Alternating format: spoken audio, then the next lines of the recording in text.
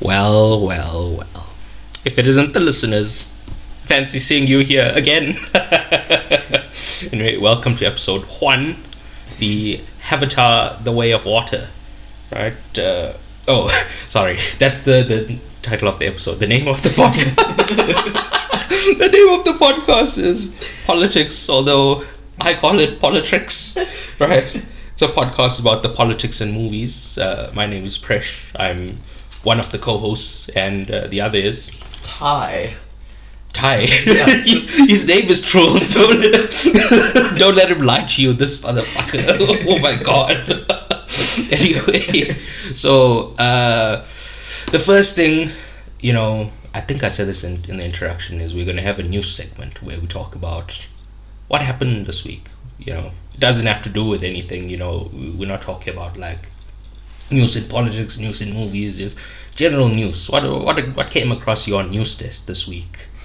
But before that, since it's our maiden voyage, the pilot episode, this is your captain speaking. We're reaching the cruising altitude, and oh shit, is that a duck? Oh my god, we're going down. I have to do Captain Sully who landed the thing in the road. Oh, I'm doing a Captain Sully. Yeah. Although those were geese. Alright, whatever. Oh my god. I'm just saying. Anyway, before we do the news, I have a little gift for you.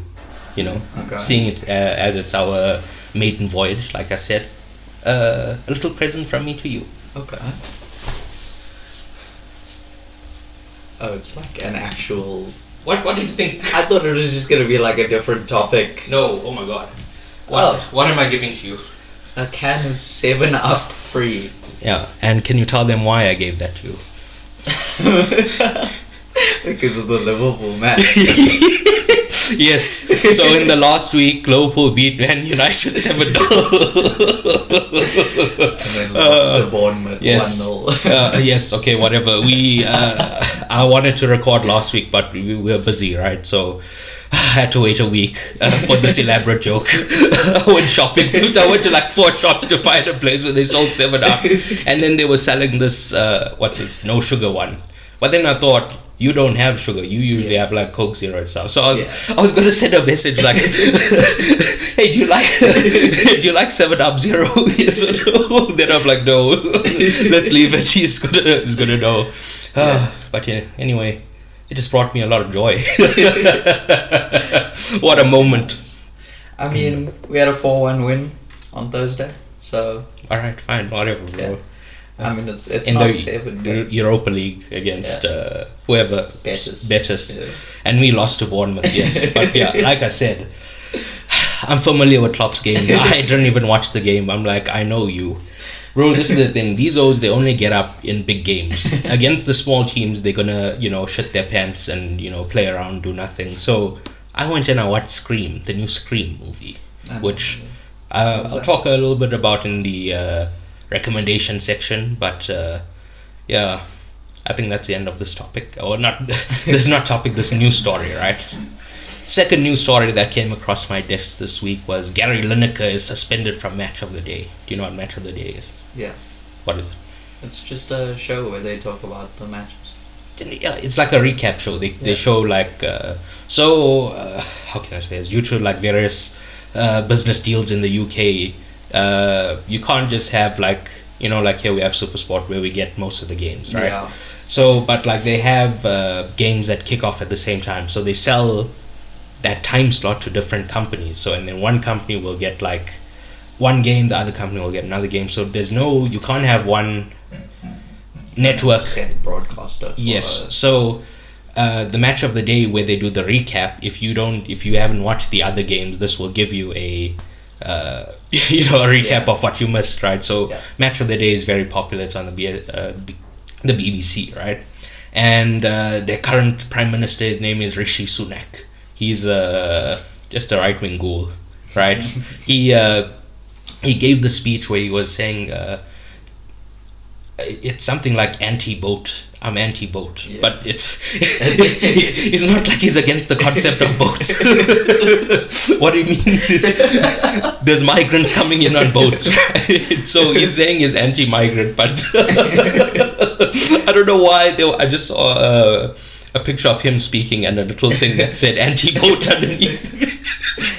And obviously it means he's against all forms of water-based transportation. He saw the Titanic break. He was like, yes.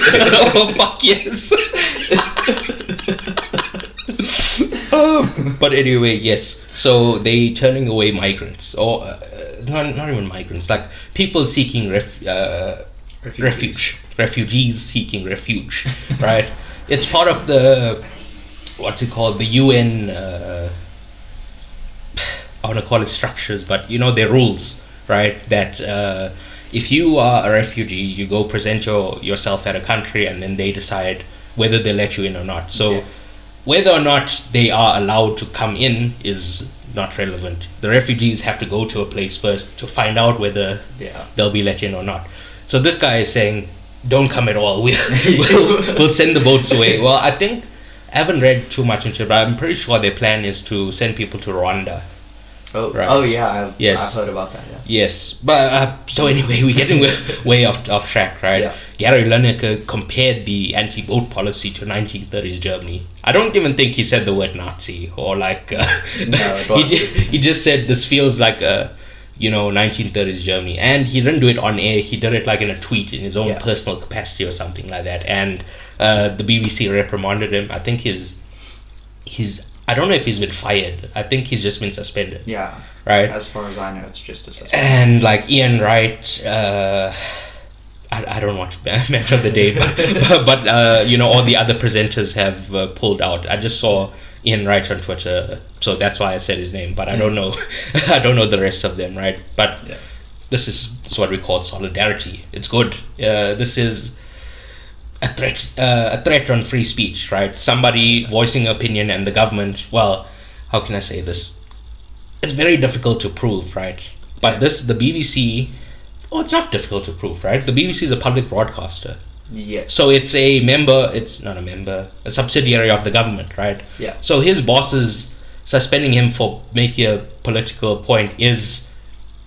It's very similar to 1930s. No, man, it's... I was saying that's a free speech violation. Yes, because they're reprimanding him for saying a political view that they disagree with, right? So, I thought there was a interesting story that came across the desk. The next thing we have is Costa Titch dies at Ultra. Yeah. And a little peek behind the curtain here. My co-host went to Ultra. I was there at Ultra. Yeah. Did you see this or? We saw a Medivac, but that was about it. Oh, alright. Because I don't even know who this is. No offense, no disrespect to this person, but I just saw it, trending on Twitter last night. This person dies at Ultra. They collapse on stage. Yeah. So like I said, I've never heard of them. But that's a very upsetting thing. I can imagine the festival goers weren't. It's traumatic thing to watch. So it was actually it was the act before we got there, so we got there quite late. But as soon as we got there, the Medivac came in. But okay, so from what I've been reading, there's like a lot of conspiracy theories. Do you know who AKA is? Yes. So he's another South African artist who died a few weeks ago. Or rather was than is. Oh my God. Jesus Christ. Anyway, this guy, AKA was apparently assassinated, right? Yes. And Costa Titch is a friend of his. So, this is what I found out last night. I don't know. I don't know their relationship, right? Yeah. But the speculation is that this was also a hit. A hit, yes. But... it seems very, tragedies happen all the time, in either case, rest in peace to this person, hope they, I don't know, find peace in the afterlife. Yeah. Alright. Do you have any news? Not particularly. Wow. Because I knew you were going to talk about the 7-0. So I just... Is that the only news that happened this week? It's the only thing that really stands out to me. Alright. Wow, very narrow view of the world. Yeah, that is true. Anyway, so can we get into the main topic of this week? Yeah, let's go for it. Avatar. Yeah. So, this is the thing. We're recording this in March. Avatar came out in December. It's been quite a while, right? But I think this should be the first movie because it's great. First of all, it's great. Second of all, I think it should be the favorite to win Best Picture at the Oscars, which another little peek behind the curtain. The Oscars is today or tonight, so we're recording this before we know it's nominated. But the word on the street is that Everything Everywhere All at Once is the favorite to take Best Picture and scoop up a bunch of different awards. So it's a damn shame if you ask me, because in my opinion, Avatar, the best movie of 2022. Hands down. It's not even a... There shouldn't be a debate. Everyone should know. But, that's why we're here to discuss it, right? But you've only watched it 14 times or so? I've watched it 15. 15 times. So, is that really watch it enough again. Oh my god. Bro, it's great. Yeah, but... so... I don't want to talk about every single time. I just want to bring up two. Okay. Anyway, we're getting off track, right? we how can I say this? Before this, I texted him a format that I want us to go through, and this guy, he's just going all over the place, right? So the first thing is I want to provide some context for the Avatar movie, right? Or the Avatar franchise in general, right? So in 2009, James Cameron releases Avatar, which is the highest grossing movie of all time, overtaking the previous record, which was also held by him for Titanic. And the film was nominated for 9 Oscars, including Best Picture, right? And it lost to The Hurt Locker, which was very interestingly directed by James Cameron's ex-wife, Catherine Bigelow, right? Well, he has a few ex-wives. He's a very famously divorced man, right? But one of his ex-wives, they ran how can I say this? You don't just put out a movie and then hope for them to vote, right? You put out a for your consideration campaign, and you how can I say this?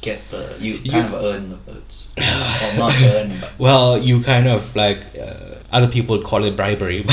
You kind of smooth it, make them more favorable to your movie, right? Yeah. So they ran a media campaign that was a David versus Goliath thing, right? You're gonna really vote for this movie and made all the money. It's gotten enough. Why don't you give this movie Best Picture to Hurt Locker, right? Yeah. And unfortunately, it worked. Oh, what a shame, bro! Avatar, it lost Best Picture to Hurt Locker, and it's just one of the biggest robberies of the 21st century. It was basically just a person with a gun. They held us up, bro. Just plain and simple robbery. They held up the whole general public, and they were you will vote for this. But anyway, back to this thing about that. It's the highest grossing movie of all time. Even now, Avatar 2 has gone out of theaters, right? And it hasn't overtaken first Avatar. I think it tapped out at number 3 behind Avatar and Avengers Endgame. Yeah. Right. So the first Avatar is still the highest grossing movie, and it attracts a lot of criticism for this, and some which is fair, some which is extremely unfair, and I think we should go through that before we even get into Avatar 2, right? Yeah. So the fair criticism. Native American activists, so I don't really know how to pronounce it. I haven't heard it pronounced out loud. I've only seen it written down. So I'm going to try pronounce it as best I can. It's Ezda Cleohaney, right? Something like that. She's a Native American activist, like I said. Right? She says, join natives and other indigenous groups around the world in boycotting this horrible and racist film. Our cultures were appropriated in a harmful manner to satisfy some white man savior complex. So she used the white flag instead of saying white man, right? I'm just interpreting the tweet. She says, no more blueface. Lakota people are powerful. Bless you. Thank you. Right. This was tweeted in relation to the sequel, but is mainly about the first movie. Yeah. Right. Because the sequel is more based on like Polynesian and like Maori culture, while the first one was about the Lakota. Well, I mean, they still in the second one, right? But I mean, much more so in the first one than the second one, right? And people have taken this as an opportunity to make a cheap joke at her expense, and you'd be like, how can this be appropriation? These people are blue, they are either purposefully or unintentionally misconstruing her point. I want to, how can I say this, get to the substance of her critique. I don't want to just throw it out, right? Yeah. James Cameron has admitted that he based the Na'vi on the Lakota and Sioux tribes of Northern America, right? He did it in an interview. So, it's out there. Yes, it's not so. And in that interview, he says it's not meant to be subtle. It's not supposed to be, right? So, I just want to ask you, what is the difference between cultural appropriation and cultural appreciation? So, from what I understand, appreciation is kind of like getting immersed in someone's culture and, I don't know a better word to use, but appreciating it for what it is. Yeah. And kind of, like maybe if it's a different way of life, you appreciate that different way. Yeah, well, it's sharing in the culture with other people. If you're off the culture, you share in with other people, and those outsiders appreciate it. Yeah. Right? Appropriation? It's kind of like stealing someone's culture. Well, not stealing. It's if you try to profit from their culture, right? Okay. Yeah. So, like, say, in this case, it's Native Americans, right? Yeah. He based the Na'vi on the Native Americans, like their hairstyles, the story of their history, like stuff like that. Yeah. So, both this first movie and the second movie are 100% cultural appropriation movies, right? Because they did profit from it. Yeah. Oh, and sorry, let me just clarify.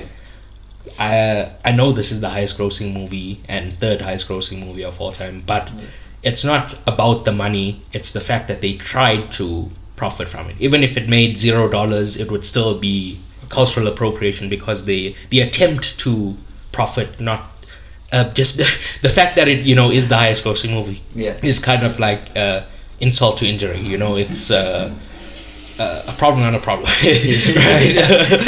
Right. Right. But so why are we not boycotting this? It's a very good question.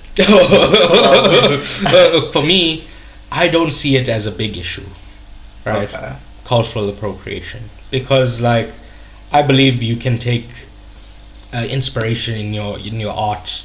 Like, say you like Chinese culture and you want to draw like one of the dragons that you see in their pictures or something like that, and you have it in like a game or something. Like, you should be able to do that. You should be able to take inspiration from the world around you. But I do understand that there are people who feel very strongly about cultural appropriation and that it's wrong. So to them, I agree you should boycott, or I agree with their position of boycotting. It's just that I don't personally agree with it. Yeah. Right. My line for a boycott is, how can I say this? Trying to portray them negatively or trying to do harm. Yeah. A couple of weeks ago, J.K. Rowling, right? Oh my goodness. So J.K. Rowling, she's the creator of the Harry Potter, the Harry Potter franchise, right? She uses her money and her status, as a very influential person to harass and like bully trans people, right? And recently they came out with a game based on Hogwarts, right? So there's a big debate about should that game be boycotted or not. And in that case, yes, because she is using the money from that movie to harm this community, right? But while James Cameron in the movie, he's not portraying them negatively, he's not using the money from this to harm the group that he's depicting. He's just depicting them, right? That's how I view it, right? But like I said, I totally understand if you are one of those people that you feel cultural appropriation is very bad, you don't want to deal with it, you want to boycott, that's fine. So that's why I put this under fair criticism, right? Because it's totally fair. Yeah, I would agree. I'd say it's completely reasonable to suggest that if they're taking your culture and making a profit off of it, you can boycott it. Yeah. It's completely reasonable. Yes. Anyway, cool. So onto the bullshit criticism, right? And before I get into it, I just want to reiterate something I've said like 5 times now. Avatar is the highest grossing movie of all time, right? So the subtext of these criticisms is that, you know, fans of other movies, mainly the Marvel movies, are upset that Avatar made so much money. The Avatar, quote unquote, doesn't deserve to have made that much money, right? Okay. Yeah. Because I think Endgame overtook it briefly, right? And they re-released Avatar. It just walloped it, right? So, and how can I say this? That's the subtext of most of this bullshit criticism, that I guess jealousy, or I don't know how else to say it, right? I think you're right, yeah. But yeah, so let me just get why into this is so dumb, right? Yeah. In 2018, the Disney Corporation bought the Fox Corporation. Fox is what made Avatar. Disney owns Lucasfilm and Marvel and Pixar, you know, just a bunch of things, right? They added Fox to the stable, right? So they're all part of one big company, right? So it's like you're arguing, you know, which property of this massive corporation made the most money. That's what you're you know, arguing about. I like to, what's the word, like I take an interest in the box office amounts and stuff like that, but I'm not like hoping one will make more money or one will make less money or whatever. Like I think, you know, like standing for a major corporation is very lame, but to each their own, right? Yeah, of course. Can I ask you something? What is antitrust? Antitrust? If I were to guess, it's like not trusting something. So, we live under capitalism, correct? Yes, correct. And one of the alleged benefits of capitalism is that in the free market, you know, anyone can start a business, and because anyone can start a business, we have competition. Yeah. And that competition, because of the competition, you know, they try to outdo the other competitors by bringing prices down, with making better products, etc. That's what they tell us, right? Yeah. But this guy, his name is Karl Marx, right? He just I've heard of him. He asked a question, right? He's like, what if, you know, one company just becomes so good at what they're doing, right, that they start buying up their competitors and they form a monopoly, right? Yeah. What's to stop that from happening in a free market? Yeah. And the right wing doesn't have a very good answer to that, right? Yeah. So the people we call centrists, but how can I say this? In my worldview, they are not centrist. These are complete right wingers, but but whatever, right? They label themselves centrist, right? Okay. They have like a lot of laws. It's the idea is called Keynesian economics, right? Okay. And one of those ideas in Keynesian economics is antitrust, right? Right. Which stops. So a judge, if one company tries to buy another company and you know they could possibly become a monopoly, you have like a judge or somebody who makes a ruling like, no, this would make you have too much of the market share, so you're not allowed to do this, right? To maintain the alleged benefits of capitalism, we have to have laws that stop the free market. But you know, any right-thinking person would say, oh, so if you have these laws that stop a free market, then it's not a free market anymore. But I digress, right? That's not what I'm trying to say at this moment. The point being, when Disney bought the Fox Corporation, that was a huge antitrust violation, right? They own, from the articles I've read, it ranges from anywhere to 28 to 40% of the entire entertainment industry is owned by Disney at this point. That's a substantial amount. Yes, it's a substantial amount, but how can I say this? Who's going to stop them, right? The only way to stop this is if the government, you know, steps in and says this is not allowed, right? But this happened under Trump's Justice Department, right? But the Disney Corporation is a quote-unquote left-wing corporation, right? I see. So why would Trump, a right-winger, help a quote-unquote left-wing corporation?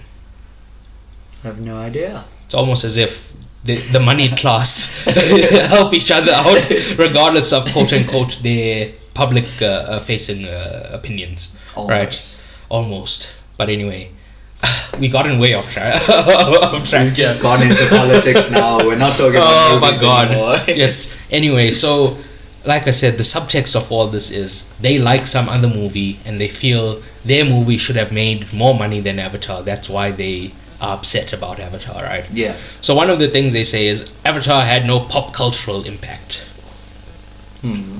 So what do we mean by that? Like pop culture, or just the general. Yeah. So it's not like parodied in other movies. You know, like when The Matrix came out, for like 2-3 years, everyone was doing like, you know, slow motion where you like go back. The bullet dodge. Yeah, the bullet dodge. Yes, I can't. I was like, why is somebody just going back? Just stretching their back. Yes, they were dodging a bullet, right? But yeah, they don't parody it in other, you know, TV shows. They don't TV shows and movies. They don't make like memes of it on the internet. You don't see a lot of Avatar memes. Yeah, that's what they mean by no pop cultural impact. Yeah, right. As far as the memes go, I'd like to point you to a movie about a doctor that came out last year, right? Okay. It came out and it bombed. It did very poorly. But it was so bad that people started making memes of it on the internet, right? And the Sony Corporation saw these memes and they were like, wow, it's having such a pop cultural impact. What if we re-release this movie? So like 2 months later, they re-released the movie and it bombed again. Because these people were making fun of it. They weren't laughing with them. They were laughing at it. Yes. So these memes gaslit a corporation into, these people online bullied a corporation into re-releasing this movie about a doctor, right? And it bombed twice, and it had memes, it had pop cultural impact, and but anyway, that's what I'm saying. Pop culture has nothing to do with the quality of a movie, right? That's my point I'm trying to make. This is bullshit criticism. And by the way, the first time I saw this was in Parks and Rec, right? Okay. And who said it? Leslie Knope, one of these fucking Disney adults, right? Leslie Knope in Parks and Rec is a hero to these Disney adults who just watch Disney movies, right? And she said it to, I can't remember if she said it or her boyfriend said it. And her boyfriend, played by Louis C.K., who's a real fucking he's a comedian who jacked off in front of women comedians and he got cancelled, right? I'm not saying he's a sex creep because he didn't like Avatar. But that's what I'm implying. How did you? Yeah. But anyway, ABC, also owned by the Disney Corporation, right? So that's what I'm saying. This has been a years-long fucking harassment campaign against Avatar to say, oh, no pop cultural impact. Yeah. Anyway, back to the doctor. Yes. What's his name? The doctor.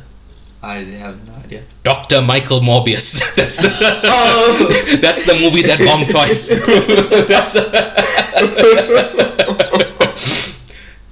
But that's what I'm saying. Pop cultural impact has nothing to do with them. That's one of the worst movies of last year, right? But you're right. There's memes about it everywhere. There's memes about it all the time. Yeah. But is it a good movie? No, right? So this pop cultural impact argument is bullshit. I don't want to ever hear about it again, right? Okay. Got you. The second, all right. The second bullshit argument is that it's unoriginal, right? Okay. They compare to Dances with Wolves, a movie I've never seen, so I can't. I can't. What's the word? Deny or agree with those claims. I just don't know. Yeah. Another movie called Fern Gully, which I also haven't seen. The Last of the Mohicans, which I also haven't seen. But I have read the book of The Last of the Mohicans. We did in school. Yeah. Pocahontas, which I have seen the movie and I've read the book, right? But one that's never mentioned is John Carter of Mars. Yes.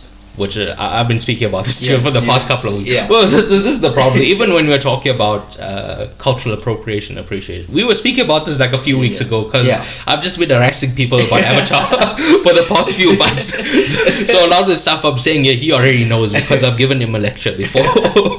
But yes, so they say it's unoriginal because it's drawing from all these movies, and once again, that's bullshit criticism. Right? Yeah. Because having an unoriginal plot is not a... How can I say this? It's not a breaking... It's not a deal breaker. It's not a deal breaker, right? Having a bad plot, yes, I agree. That is a deal breaker. But nobody's calling it bad. They're just saying it's retreading stuff that they've seen before. That's the first thing. The second thing is, have you seen Avatar? Yes. It's not... No, I'm not being... I wasn't being literal. I mean, the movie is not about the plot. It's about the technology and the visuals that, that this new technology created, right? Because it's a beautiful movie. Right. It's incredible. It's outstanding, right? The visuals. So... The plot is just like a coat rack that you're putting your coat on, right? It's there to how can I say this? Like to give structure to the visuals, right? Yeah. That's my point here. And again, nobody's calling it bad. They're calling it unoriginal. If it was a bad plot, I would say, okay, the visuals don't make up for a bad plot. Yeah. But it's not a bad plot, right? So again, bullshit criticism. I've had enough of them. Get the fuck out of here, right? And I've been fighting for these people for at least 2 years now, right? But okay, so the next part of our review is the personal. How can I say this? The takings from. No. Our personal viewing experiences, right? Okay. So the first, I'll go with mine first, right? Cool. So the first one, I watched with my friend. My friend was on shrooms, not me. It's my friend, right? So we watched Avatar, and he saw the visuals, and he saw, in the little details. He's like, what? Because I had never seen Avatar before, right? When it came out in 2009, I never saw it. Yeah. I don't know what to say. But it did introduce this trend that I really hated. I don't like 3D glasses, right? Yeah. But you mentioned that. Yes. Right. So for years, for 5-7 years after Avatar came out, every movie they did what we call a post-conversion 3D. Yeah. So they just film it, and then after it's done, they add in a little bit of 3D elements. Yeah. Right, where versus Avatar, which was built from the ground up as a 3D movie. Yeah. Right. So, even how can I say this? It was responsible for this bad trend that I didn't like. So, I also had bad feelings towards this movie, and I'd never seen it. Right. Yeah. So I can't remember if it was 2021 or 2022. I watched the first one with my friend who was on shrooms, not me. Right, and it was so amazing. I'm like, Pandora. I'm having the time of my life in Pandora. Right, so I've been I was going through James Cameron's filmography. Yeah, and it's not my favorite James Cameron movie. My favorite is Terminator 2, number 1, unbelievable movie. But it's certainly the best visual movie, right? And up until Avatar 2, the most visually beautiful movie of the 2000s, right? Maybe of all time. Possibly, right? To be honest, yeah. But that's what I'm saying. What was I saying? We were saying something just now. Avatar was responsible for... Yes, our personal experience, right? Yeah. So, that was my experience with Avatar 1. Yeah. Avatar 2... I went with you and another friend, and that friend was on shrooms, right? And we watched the movie, and it was great. Right? Because, once again, me and my friend, we watched it on this TV that we look at right now, right? It's the small screen, to put it lightly, right? Whereas the visuals are meant to be enjoyed on the big screen. Yeah. Right? Definitely. So... yes, what a time. And like my co-host has said 15 times, this is not a joke, this is not parody, this is not exaggeration, this is not all those other words, right? It's none of them. This is the truth. I've seen it 15 times, bro, in theaters, right? So that was my. But like I said, I'm not going to speak about all 15 times. I just want to speak about 2. Yeah. The one I went with you and my friend, yeah. and then I went with my parents and my friend who was on shrooms, not me, right? Bro, that was a bad experience, right? Because like we were at the back of the theater, right? Yeah. We so when I went with my parents, we were like in the second or third row. From the back. Yes, from the back, and the people behind us were so rude. My God, like they were putting their feet on the seat in front of them. Which, listen, I don't do that, but I understand if it's an empty theater, you want to maybe put your legs up there. It's fine. Yeah. But I prefer you don't. But I'm saying nobody's gonna know, right? Yeah. But if you're in a full theater and there's somebody in front of you and you put your feet up, what the fuck is wrong with you, bro? That's just gross. It's I just don't know. And then the person behind me was like kicking my seat. I don't know if they were. I don't know what was going on, but like they were just like moving their legs, and I just kept on turning around and being like, "Yo, what the fuck?" Yeah. Right. And they had these kids with them who just wouldn't stop talking. Ugh. It's so. Like I don't want to shout at other people's kids, right? So I'm just looking at this kid with like a furious look on my face, right? And he just keeps on talking, and it was so fucked up. I hated it, bro. I hated that viewing experience. I didn't hate the movie. Every time, all 15 times, I cried, I laughed, I went through all the emotions. But it's that one. Most of the times it was like an empty theater. I go like during the week. Yeah. Because I work from home, I can just go to the movies, come back, do my work. Yeah. There's no harm, no foul, right? Yeah. But so it's usually an empty theater. I have it to myself. But with kids, with people that are rude, it's just fucking upsetting, bro. Yeah. But anyway, yourself. So Avatar 1. I mean, it came out when I was quite young, so I remember watching it at home on the big screen. So you also didn't see it in cinemas? No, I never saw it in cinemas. But I didn't really remember it all that well. So then I watched it again.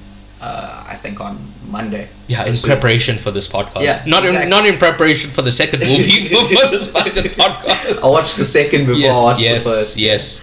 My God. In the movie in Avatar 2, he kept asking me, "Hey, what's that? What's that about?" But yeah, carry on. But yeah, so I mean, it was just a fantastic movie. Like, there's not much I can say other than it was brilliant. All right. Yeah. And you had popcorn. At home. No, at the movie. Oh, I talking about the first one. So. Yeah, the first one. Sorry. Yeah. Yeah. The second one, there was popcorn involved. Yes. And I watched it. That was the first time I watched it, and then I watched it again in preparation. And I took some very notes. interesting. Yeah. I watched that on Friday, so it was like it's pretty recent in my mind. Yeah. All right. Good. Yeah. So what's the next thing we say? It's our personal interaction with the movie, then like a recap, right? Yeah, like a run through. So Avatar 2, it starts off with Jake sort of putting us in context of where we are, right? Yeah. Sky people went back to Earth, but certain people stayed. Yeah. Oh, the first thing he does is he tells us about his kids. Yeah. Like every song beat, right? And he adds a song beat for every child. Yeah. The first being Nataeum, the hunter.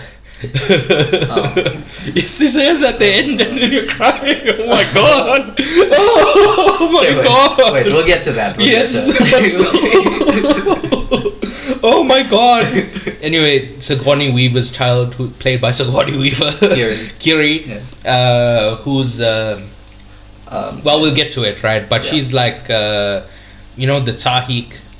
Yeah. The Tsahik is the spiritual leader of the clan, which is played by CCH founder Neytiri's mother. Yeah. And Sigourney Weaver is giving her tips on, what's the best thing to do. So, like, she's very, like, spiritual. But that's only after the raid. Yeah. Okay, yeah. But I'm just trying to give their character Okay. Right? Yeah. So there's the two of them, then this... Loak. Yeah. But Loak, I watched it the other day, they don't introduce Loak and Took. Yeah, they just don't show them. They say the first two, then he says, before I knew it, we had four. Yeah. he doesn't give an introduction to Loak and Took. What a bastard. Yeah, and then he says, and then there was Spider. Yeah. Who is, spoiler alert, Quaritch's son. Yeah. Colonel Miles Quaritch. Yes. What I was going to say. So, yeah, they have the kids, and then they go on date night. Oh, date night is such a fantastic sequence, right? Where you see all the colors. Yeah. And again, I was saying this in the Avatar commentary, right? A lot of directors, they're allergic to color. Yeah. The colors in this movie are so beautiful, it's bro. It's just so vivid. Yes. Oh. People love their dull grey bullshit, bro. But this is what movies are about. Yeah. The color. Experiencing color. Yeah. So they go on date night and they just. I think it's like post-sex. She's like leaning on him, and then he's like a new star in the sky. Yeah. Right, and that could only mean one thing: the sky people have returned. Right. Yeah. Have you seen a movie called Come and See?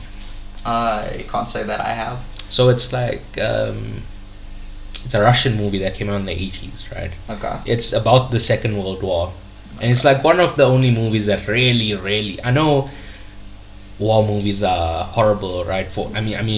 Not horrible, like they portray horrible stuff. Yeah. Come and See is one of the ones that really portray how horrific war is, right? Okay. Yeah. And this like opening sequence of Avatar. Yeah. With you just see this huge fire where they burn all the animals and shit. That was very like Come and See to me when I saw it. Okay. Come and See to me. It was very like the movie Come and See to me. It's very like brutal. Yes, and evocative of Yeah. Yeah, very fucked up. I was shaking my head in the the first time I saw it. I was like, not good, folks. If it was me, I wouldn't do that personally. That's what I was saying. But yeah, I love how, and I was saying this all throughout the first commentary as well, the scale, right? Yeah. How big, like, the ship opens and there's these giant mechs coming out. I thought like humans would walk out, and then you see humans walk out behind them, and they like these small things and scale. It's like in the first movie as well when you see that massive digger thing. Yes. And then you see a little tiny human ant thing next to it, and it's like, oh my god, this is massive. Yeah. So the Sky People Cub, they fucked it up, right? Yeah. And then there's a 10-year gap. Is it 10 years? Yeah, I think so. Okay. So this is the thing, right? The movie is set 14 years after. After the first. Yeah. Okay. So based in real time. Yeah, pretty much. Maybe 13. But yeah. So we're supposed to think Loak, Nateum, Kiri, they were all born in that first 3 years. Yes. Then there's a 10-year gap. So they're all like 13, 14. Which is not what I got from them. I felt like they were older teens. Yeah. But at the same time, we don't know how the Na'vi age, So they say it in the first movie that the Na'vi mature fully on the flight out from Earth to Pandora, right? It's no. But that's the bodies they made. Yeah. But I'm assuming that's not native Na'vi. But I'm assuming they grow at like relatively the same rate. I don't know about that. I don't. That's just an assumption you've made. But yeah, carry on. So it takes like 10 years to make a body. Okay, yeah. A fully grown body, right? Yeah. But they like still teens when. Yeah. That's what I'm saying. Maybe like natural Na'vi age slower. Yeah. Than because the avatar they made for Jake, that's science. That's not a born. Yeah. Thing, Because they spliced the genomes and that. Yes. So that's why I think it's. To me, they felt like 17, 18. Yeah, but they definitely felt older. And the thing is, Spider, he seems like he's 18, 19. Oh, I don't know. How old do you think he is? I would say from his portrayal, he's like maybe 12 or 13. 12? Yeah. He's so fucking jacked, bro. I know he's jacked. He's bigger than I'll ever be in my life. That guy is fucking out of control. Oh my god. He's 12 years old. No, I know, right? But like, think of it like this, right? If you were like... So he's like a few years old before the movie. Before the first movie. Right? Because Quaritch had him. Yeah. And he was a baby. Yeah. So he's like 1 or 2 years old. Yeah. And then there's a 13 year. Okay. So he should be like 15 maybe. 15. Yeah, okay. 15 sounds reasonable. I still think he's like 19, 20, 18, 19, 20, bro.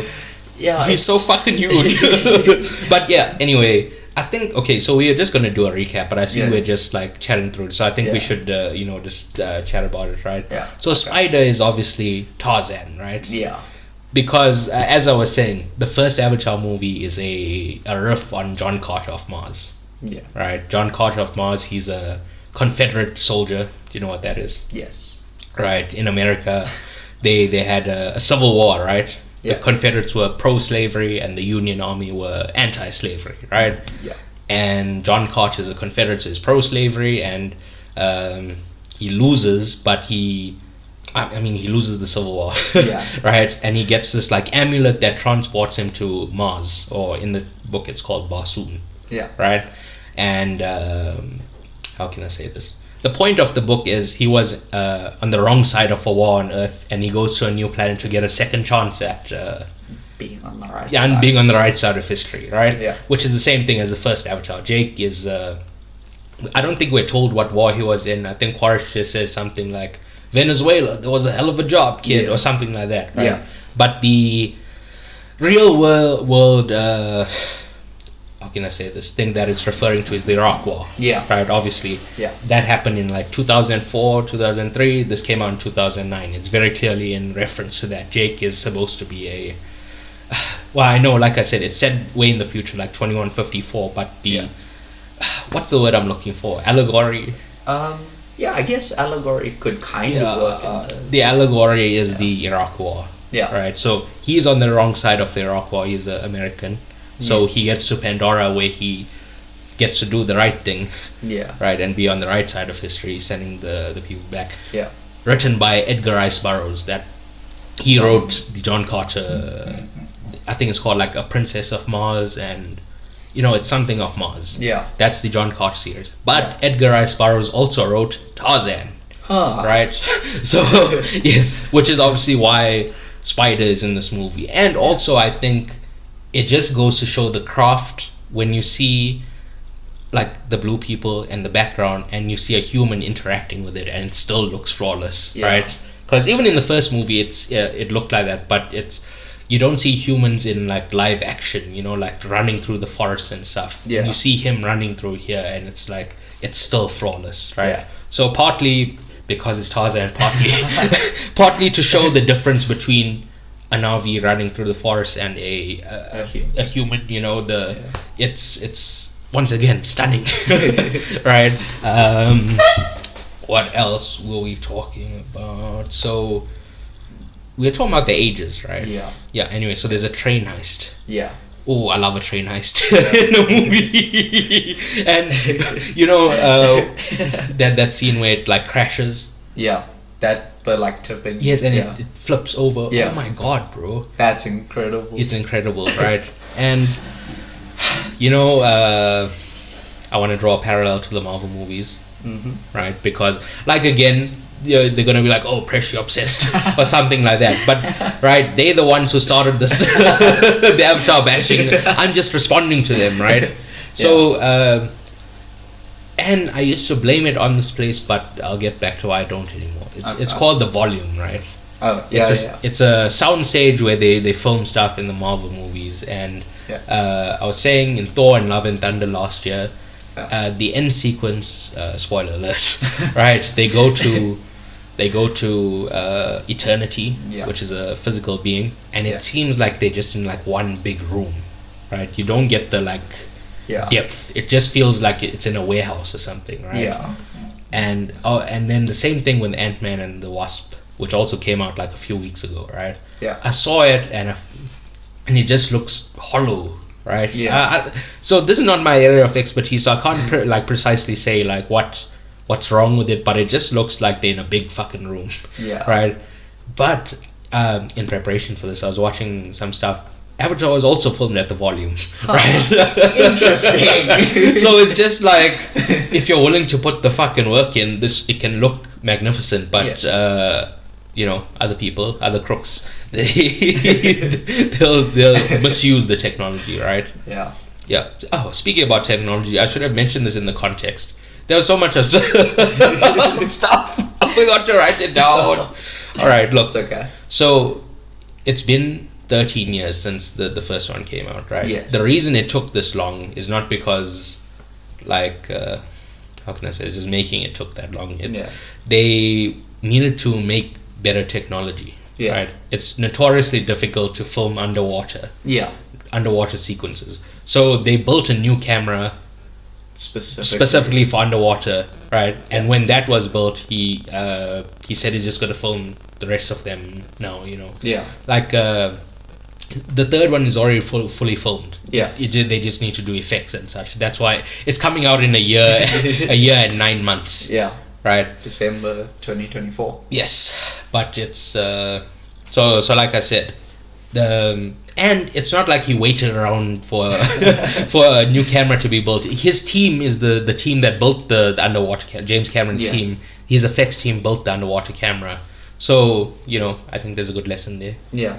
You can't wait around for something to happen. You got to go out and do it, right? If you want something done right. And this is actually the same thing that happened for the first one, right? Yeah. He came up with the idea in '95.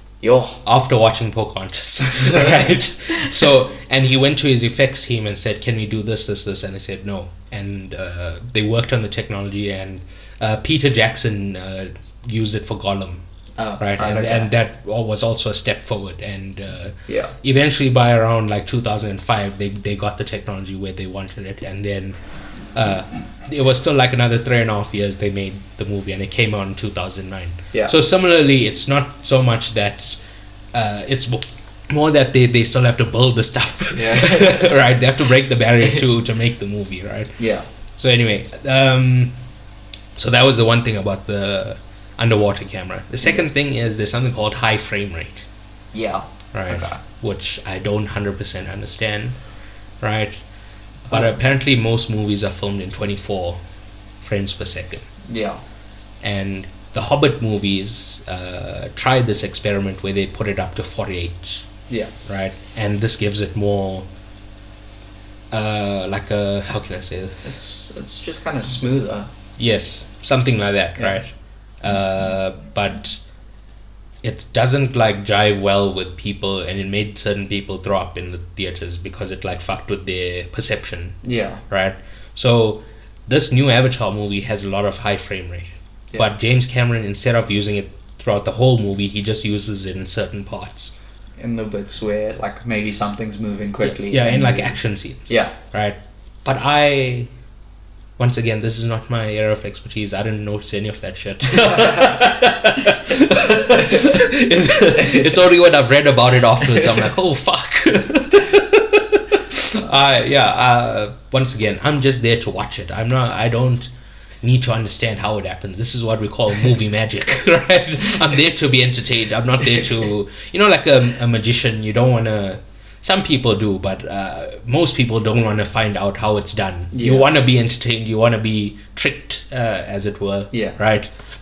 But just in preparation, I had to read that stuff, so I thought I mean, the gamers in our audience will know. Because, the gamers. Do they play around with frame rates? So a lot of games back in the day were 30 FPS, right? And I mean, back then it was considered really smooth and really comfortable, right? But nowadays a lot of games have pushed it up to a minimum of 60. And so if you sorry to interrupt. But through my reading, I found out that humans can only perceive at 60 frames per second. But you really now if you go back and you play on 30 and you play on 60, now a lot of especially high level players, they cannot play on 30 FPS because it's just too grainy. Yeah, it's too like janky. Oh, yeah, it ruined them. Yeah. Christ. All right. Yeah. Yeah. So anyway, so let's just get back into it. Right? Yes. Okay. The train heist. Yes, train heist. And this is the first time we see Loak. Well, we saw him before, but he didn't say anything. Yeah. He goes in to steal the guns. Yeah. And it's like, Dad is gonna kill us, bro. Oh yeah, sorry. Oh my God, once again, we need to go back, right? So there's a framing device in this movie, the same that they use in The Hunt for Red October. Right? Oh, okay. In The Hunt for Red October, we're following the Russian. The Red October. Yes, it's their submarine, right? Yeah. And when we first hear, well, we don't hear someone speaking, we hear like a radio broadcast. Yeah. It's in Russian and there's subtitles. Yeah. And then the camera moves, and once we get into the submarine, they still speak with subtitles, and then suddenly somebody speaks in English, and everyone speaks in English, and the subtitles drop away. Yeah. So we're meant to understand that they're speaking Russian while, just for the audience's benefit, they're speaking English. Yeah. The same thing happens in this movie. Jake says, it took me a while to get it through my thick skull, but once it did, it became the same as English, right? Yeah. So he's our point of view. Yeah.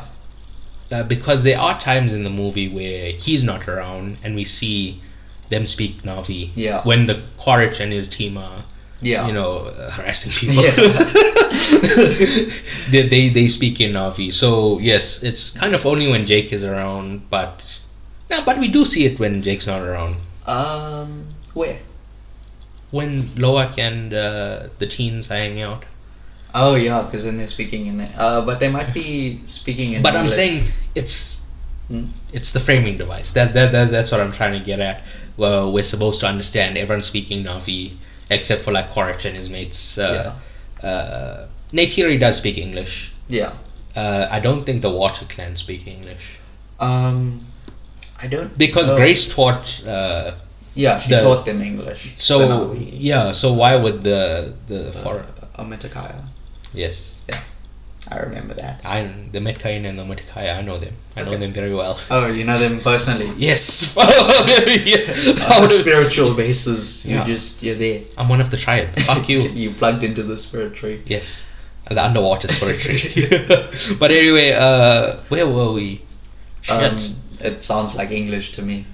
Yes, language. No, but we jump back. We're at the train heist, right?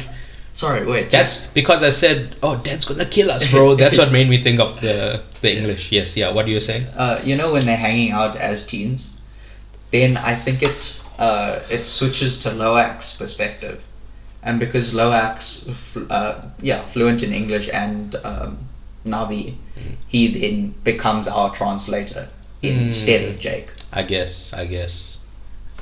Maybe. Yeah, it's just a... And because when we see Quaritch and Spider, they... what's the word? We can't hear the Na'vi, we see it as subtitles, right? Yeah. Huh. I think you've solved it.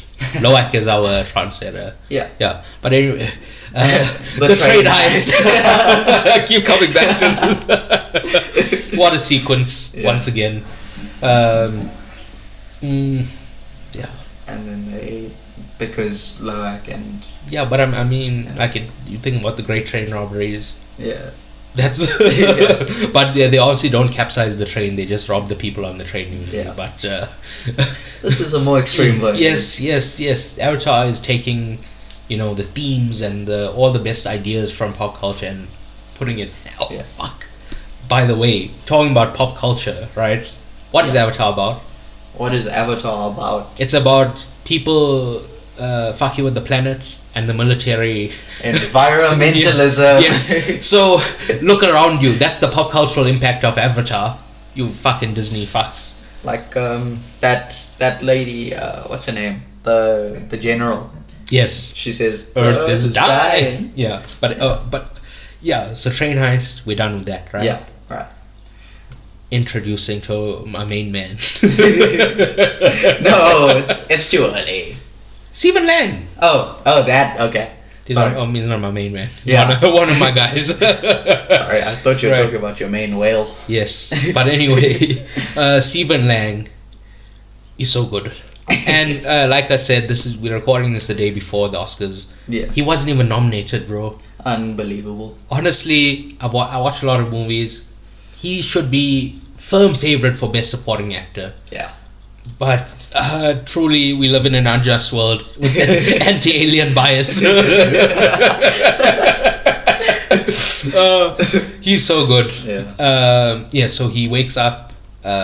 He fights with people, and then they play him the little message from Human Courage. Yeah. Remember, kid, Marine can't be defeated. Or you can kill us, but we just regroup in hell. Semper Fi.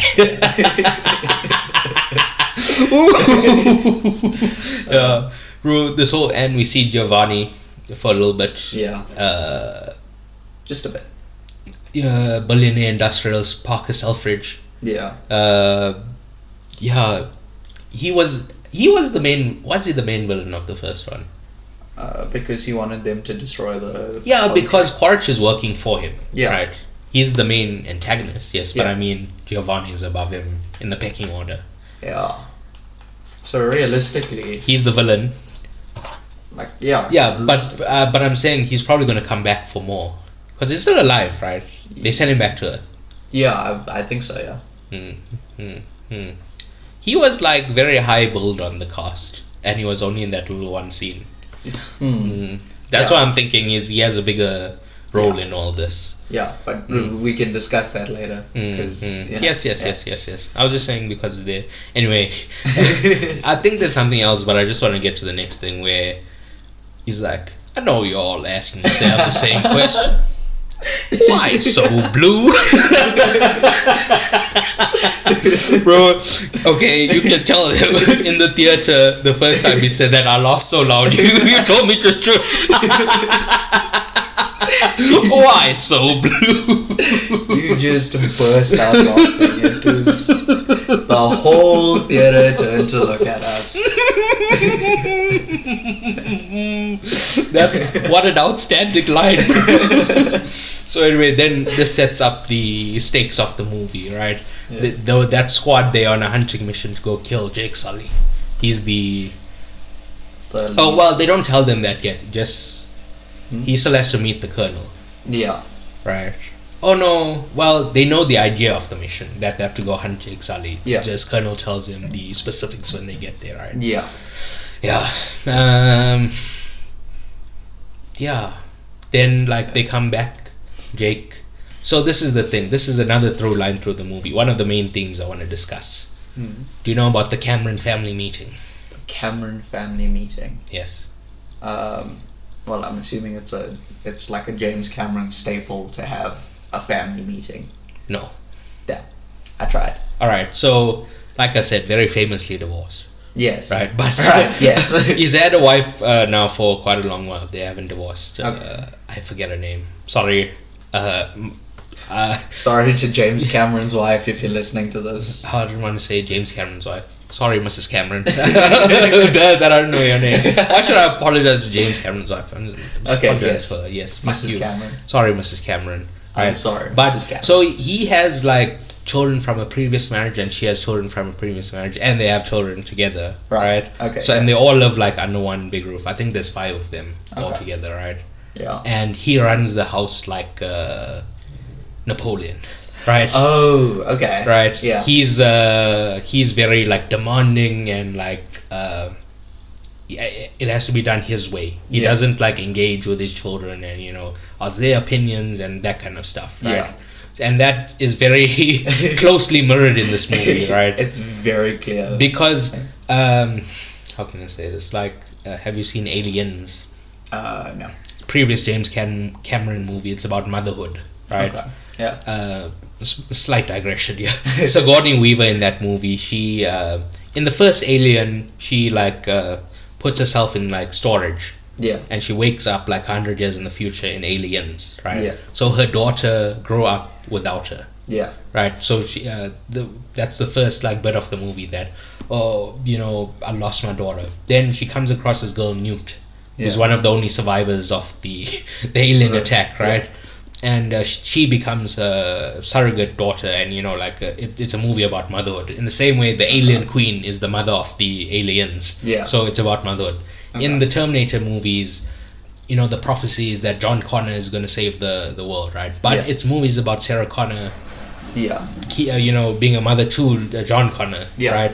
So the theme of motherhood has been running through a lot of James Cameron movies. This is his first movie about fatherhood, right? Which is and it's very personal towards him, right? So Neytiri tells Jake, "This is a family, not a squad," or something like that, right? Which is the first bit of this idea being brought up, right? And we see, like I was saying before earlier, Sigourney Weaver, she knows better than the Tsahik. Yeah. She says, use this cream, it stings less, or something like that. Yeah. Right? Then we follow the kids. Spider, Kiri. Yeah, I believe in you. Spider, Kiri, Loak. They go. Oh, I think we're jumping around here, right? No, we're not. Yeah. Spider, Kiri, and Loak, they go to the site where they fought, right? The last battle in the previous. It was very clunky dialogue. The Spider was like, "Oh, that's where your dad and my dad fought." Yeah. Maybe he's fucking 12. But so they see that the new blue team. But that's why I'm saying we're jumping around, because at this point the blue team met the colonel and she sent them on the mission. Yeah, but we kind of went over that a little. But look, that scene where she's like, Earth is dying. Yeah. Environmental message, right? Yes. Environmentalism. Yes, and I just want to let the listeners know that I know there's an environmental message in Avatar, right? It's not like it went over my head, but the thing is, that's not something that I don't want to be rude to the environment, but not something that interests me, right? I don't like nature. I just like, technology, right? So all this environmental stuff, I'm not saying it went over my head, but I do think it would be a fun bit in a podcast about finding the meaning in movies to be like, yo, Avatar had an environmental message, what the fuck? How did I miss it? But anyway, Edie Falco turns to the camera and says, Earth is dying. What does it mean? What does it mean? But she tells them the mission. Oh, well, she sets up the stakes for the movie, which I said earlier. I said Quaritch tells us stakes. This is the stakes, right?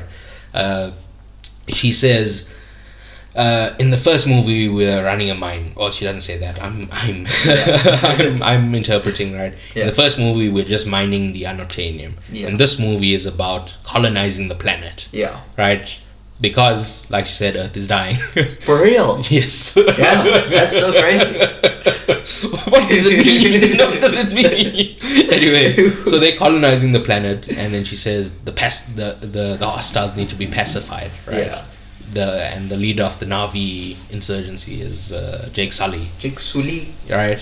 And she asks the question, she says, like, Commander, we believe your blue team won't be perceived as hostile. Yeah. He's like, how might we test that hypothesis? He's like, the hard way. He's like, outstanding! It's the same thing Jake said in the first movie when he went to Tame and Ikram. Yeah. Right? There's a lot of throwbacks. Well, this is basically... They the same movie. There's a lot of points where I can point out, like, this happened in the first movie. Yeah. It's pretty much all over. There's a lot of stuff, right? Yeah. Where are we? So Quaritch, she finds out he says outstanding. Yeah. Right? So now they at the place, right? And he's watching the video of him dying. Yeah. right? And he sees the Neytiri's fucking big arrows. And there's like a little sound sting that plays every time he sees the the arrow. He's freaked the fuck out every time he sees those arrows, bro. But yeah, so they capture the kids. Yeah. Nateum it takes them on a shortcut to get there. Yeah. Then we have an action sequence. Yeah. Where they save the kids, except for Spider. Yeah. Sigourney was like, they took him, Dad! They took him! But yeah, Spider... and then they have that little family meeting. Well, that's later. Is it not... Don't they have like two family meetings? Yes. But the one is to say, let's move, and then the one later is the one I want to talk about. No, not like, as in like, you've got kind of a Quaritch family meeting of sorts. Yeah. Fair enough. Yes, so Quaritch, the general is torturing Spider. Yeah. And is like, I don't know. Yeah. Right, and then Quaritch is like, General, let me take the personal approach. Yeah. Right, and he kind of tries to engage with him, and how can I say this? We'll get back to this later. Him trying to engage with him is what eventually saves him. Yeah. Why Spider saves him. Yeah. In the end. Right. At the end. Yeah. If he was, how can I say this? Treated him poorly, he wouldn't have been saved. Yeah, definitely. Which is a parallel to Jake, who doesn't engage with his children. Yeah. But he still gets saved at the end by Loak. But how can I say this?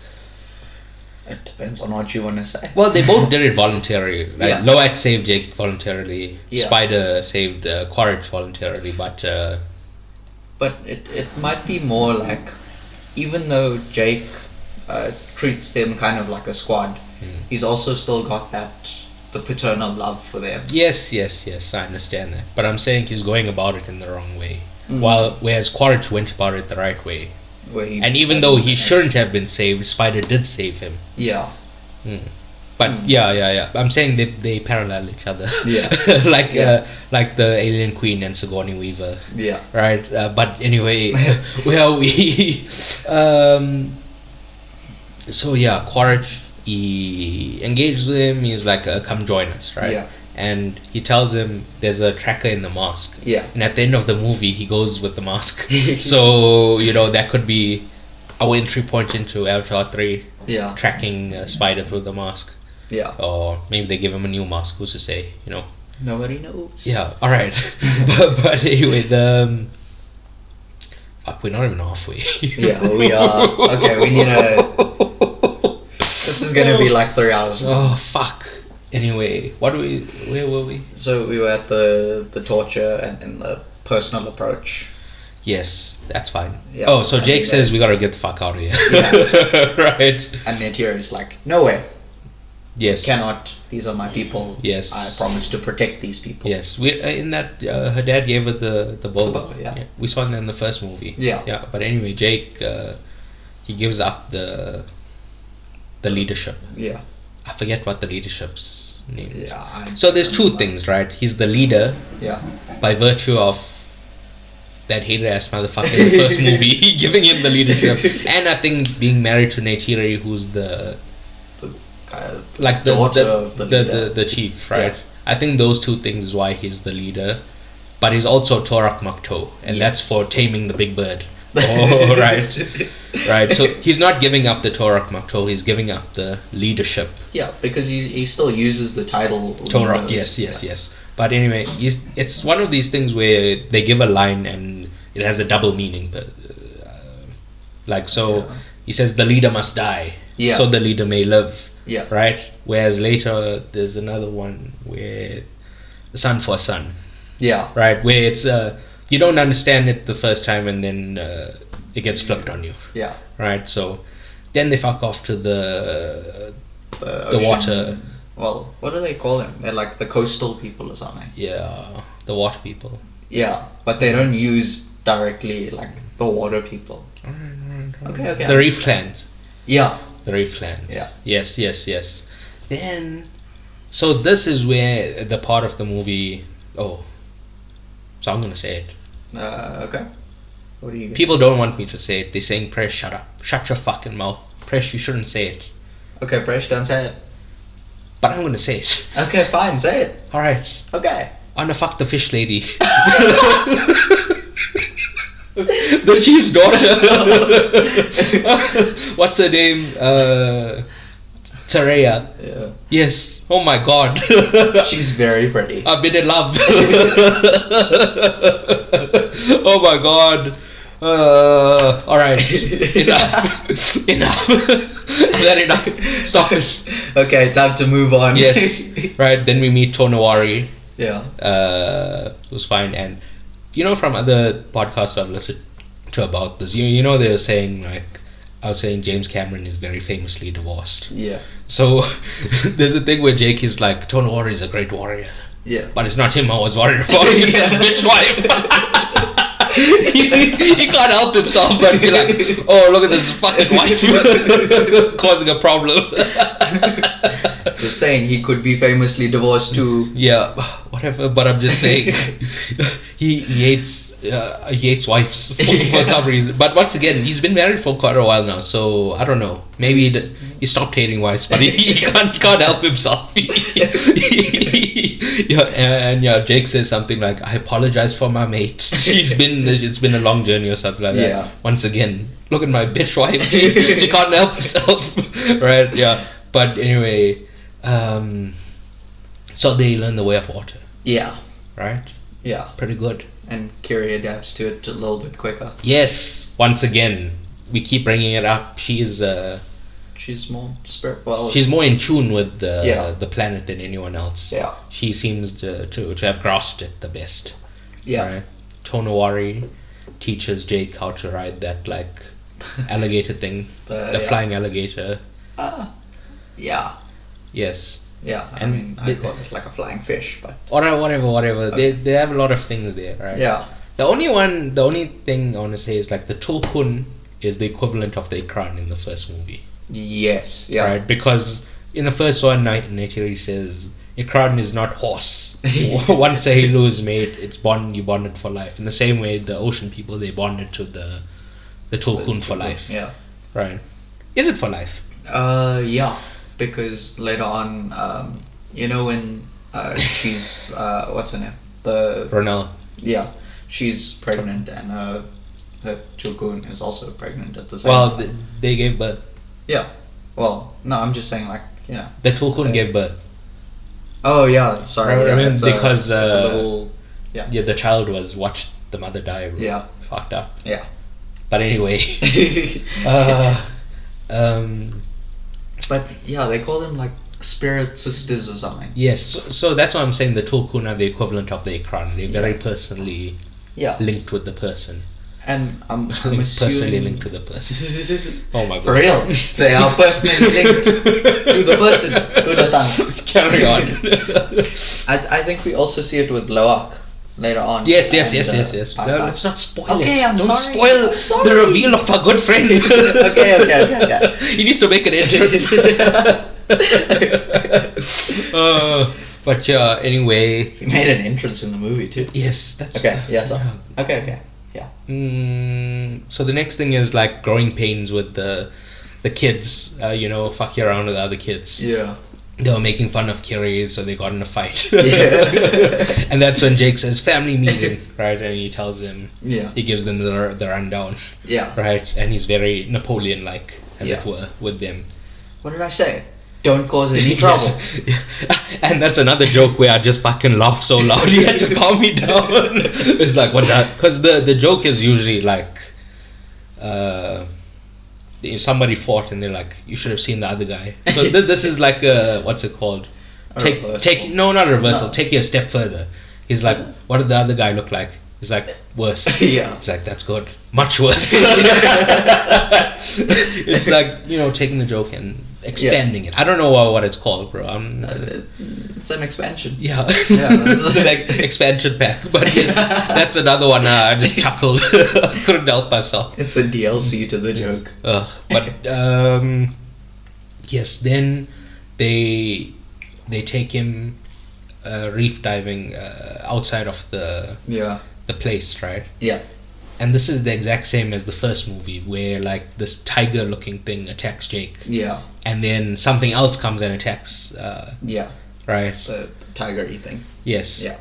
But in the first one, they weren't friendly. In this one, they are friendly. But but yes, it's the exact same thing. And even his romance with Tareya is the same as Jake and Neytiri from the first one. Yeah. She's the chief's daughter, and he's an outsider, and Loak is an outsider, and Tareya is the chief's daughter. It's the same. It's the same concept. It's the same movie. They're doing it again. They're running it back. Just with different colored people this time. Yeah, it's a different setting. Yeah. But anyway, Loak, he makes good friends with the with a good guy. I'm just gonna say it. He's my best friend. If you're listening to this and you thought, "Oh, I was pretty good friends with Presh," no. If I had a list of friends, the top 250 slots, it's all him. It's all him. It's Paya card, folks. He's my Tulkun friend. Yes, he makes an outstanding entrance. He fucks up this like shark-looking thing. He fucks him up. He goes ham. And then Loak takes the thing out of his arm and is like, "Friend, you and me, friend." Yeah. Right. And then they go back, and they're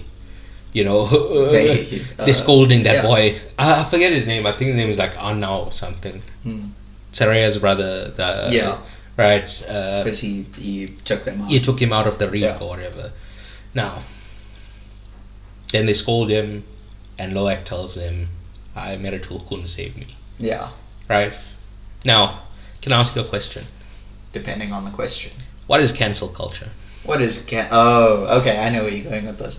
But where if someone does something that's frowned upon, they get frozen out of everything, pretty much. Well, it's usually like somebody says something online that's offensive, right? Yeah.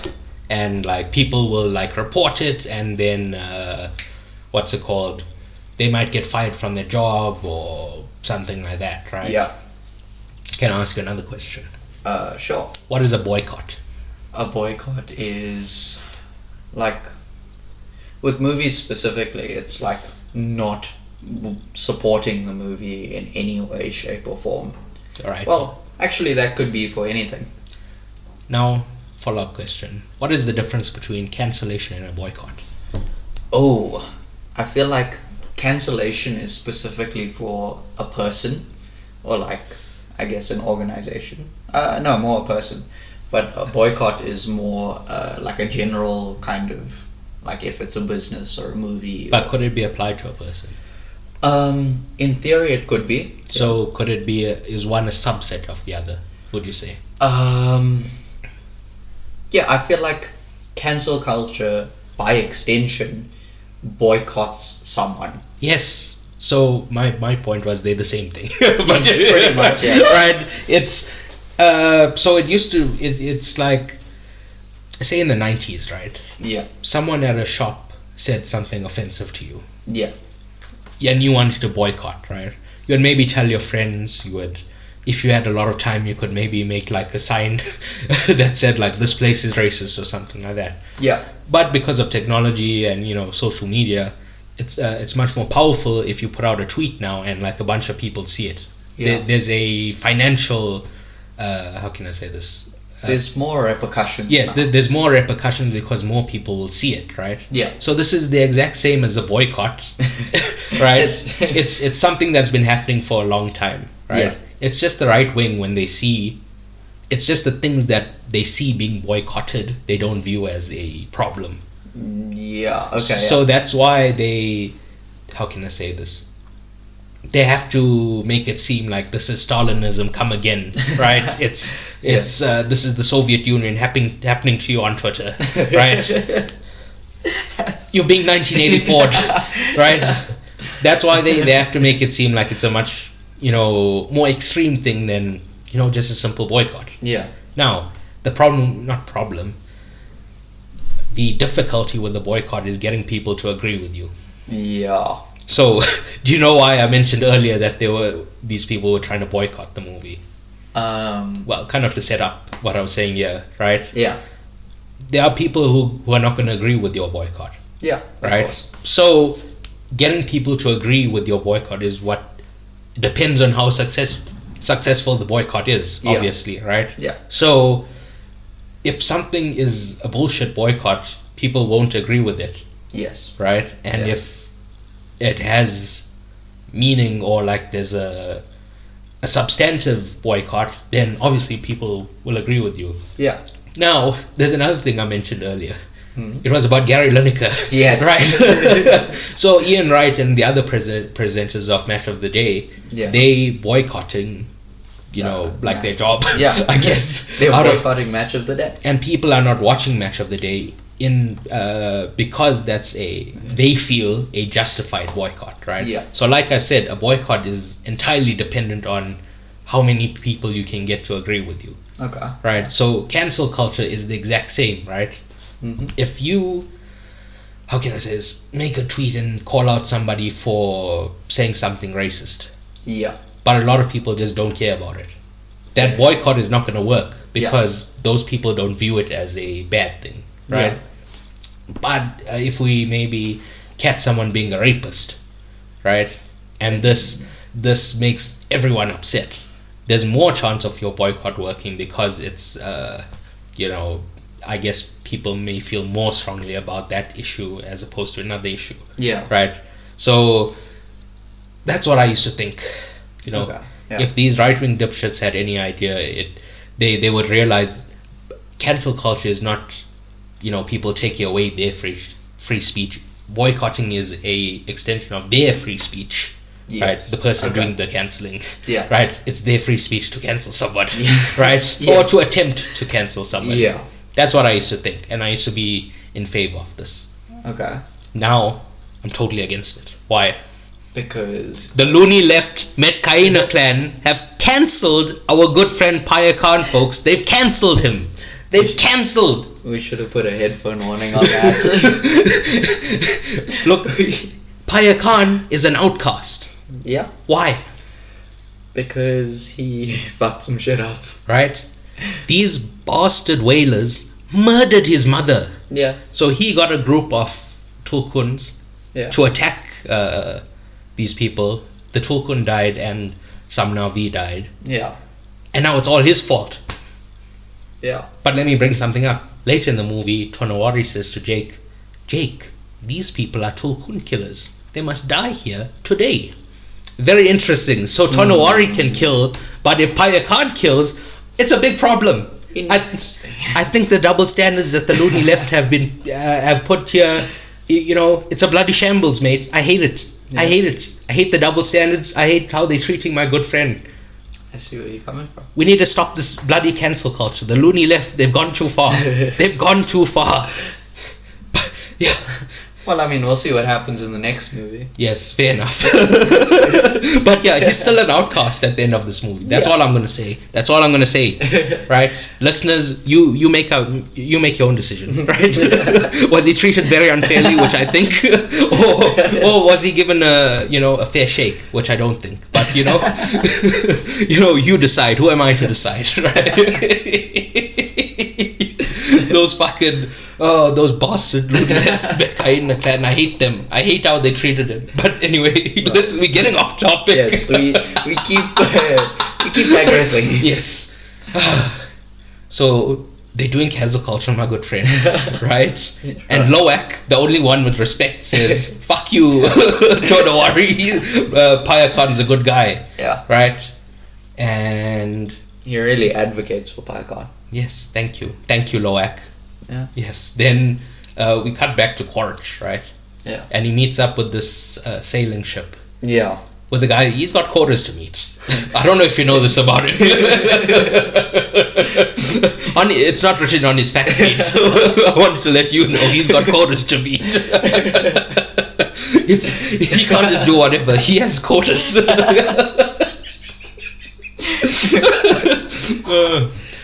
But anyway, you know how I was saying this is drawing from John Carter of Mars. This is drawing from Tarzan. This is strong literary lineage that we're pulling from here, right? Yeah. What's another one that we're doing here? It's...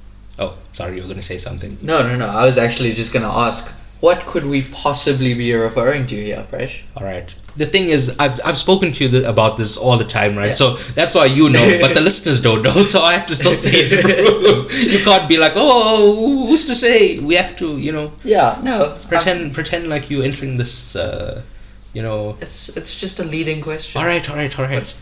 What could be referred to here? Moby Dick, a.k.a. The Whale, by Herman Melville, right? I see. You see what we're saying here? Melville, Burroughs, Cameron, big names here. We're not talking about some Disney bullshit, right? We're talking like big literary ideas, right? Moby Dick, one of the best pieces of literature ever written, right? Yeah. And what is it about? Whaling. Well, yeah. You didn't say how specific I had to be. Okay, so the main character is a guy named Ishmael. Yes. Right, who's like a poor guy, no money. Yeah. And he becomes a part of a whaling ship, to make his money, his fortune in the world, right? Yeah. And the captain of that ship, not a good guy. A madman. Right? His name is Captain Ahab. Right? Who's on a murderous vengeance journey. He doesn't give a shit about the money. He wants to kill the whale, right? Because earlier in his life, the whale took his leg away. It fucked up his leg. Yeah. Right? So he wants revenge.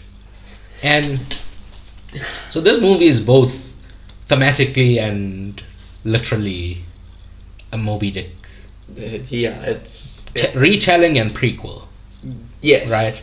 It's a retelling in the sense that Miles Quaritch is Ahab, right? And he's on a murderous vengeance journey to kill Jake, who's Moby Dick, right? Okay, but it's also literally a Moby Dick prequel because this guy Mick Scoresby, he loses his arm and he's the captain of the ship, right? Yeah. So I assume he'll return later and he'll be Ahab, without an arm, and he's trying to kill Paya Khan. Yeah. Right, and in this case, Paya Khan is Moby Dick. Oh, really? The whale's a whale. All right, he's a tulkun. He's not a whale. You bastard. Okay, I'm sorry. Anyway, you don't even know the law. Can you see? He's a big fraud. He doesn't know they call tulkun. He called it a whale. But okay. Anyway, then we see them hunting the whales, right? Yeah. And they have the little thing, the vial of goo. Yeah. It stops the aging process, right? Yeah. Which I thought was very silly. But I read later on that in real life we kill whales. The whale blubber is used for makeup and stuff. Yep. And makeup is to make you look younger. Yeah. So that's a very good parallel. Yeah, that they kill the tulkun and steal the stuff that makes you younger or stops the aging process, right? Very apt comparison. Yeah. Yeah. All right, then they leave the whale for them to find. Yeah. Right, and the people are upset. They're like, "Yo, of course, they fucked up the tulkun." Yeah. Right. Well, the tulkun came back, right, and we had a really nice scene where they were just hanging out with the water tribe, and they were dancing around and they did backflips and shit, and. That was a cool scene. What a great scene. It's just our good whale friends. Although they cancelled Paya Khan. I don't know how good of a friend I am with them, but yeah. How good exactly are these whale friends? Yes. If they cancel Paya Khan. Actually, fuck them. I don't know why I said my good friends. Fuck them. What a bunch of bastards, right? Anyway, so Jake says, tell your tulkun friends, if this hits them, they fucked. Or something like that. Something to that effect, that they're gonna die. If they mark for death. That's the thing. They mark for death if they get hit with the thing. Yeah. And Loak goes to warn Paya Khan. Yeah. And he's been tagged. Yeah. And it's a goddamn shame. Poor Payakan. Everyone's upset. There's tears streaming down my face. I'm like, how could you do this? He's gonna die. Right, and they save him. Yeah. Oh, actually, I just want to go back. You know that moment where Payakan, Loak pulls the thing out of his foot. No. Oh, when they connect with each other, right? Yeah. And he says, Payakan, tell me what happened. Yeah. And he's like, it's too painful. That's another one where I just burst into tears, bro. Yeah. And then he goes inside the mouth. Yeah. And then you think, oh, he's gonna eat Loak. Oh my god. Yeah. Maybe they were right. Maybe he's gonna eat Loak. But no, I never doubted him. He was just, let him in to, make the connection in the same way they do with Akron. Yeah. Right? And then, because when they get back to the village, they get upset. They're like, you let this boy...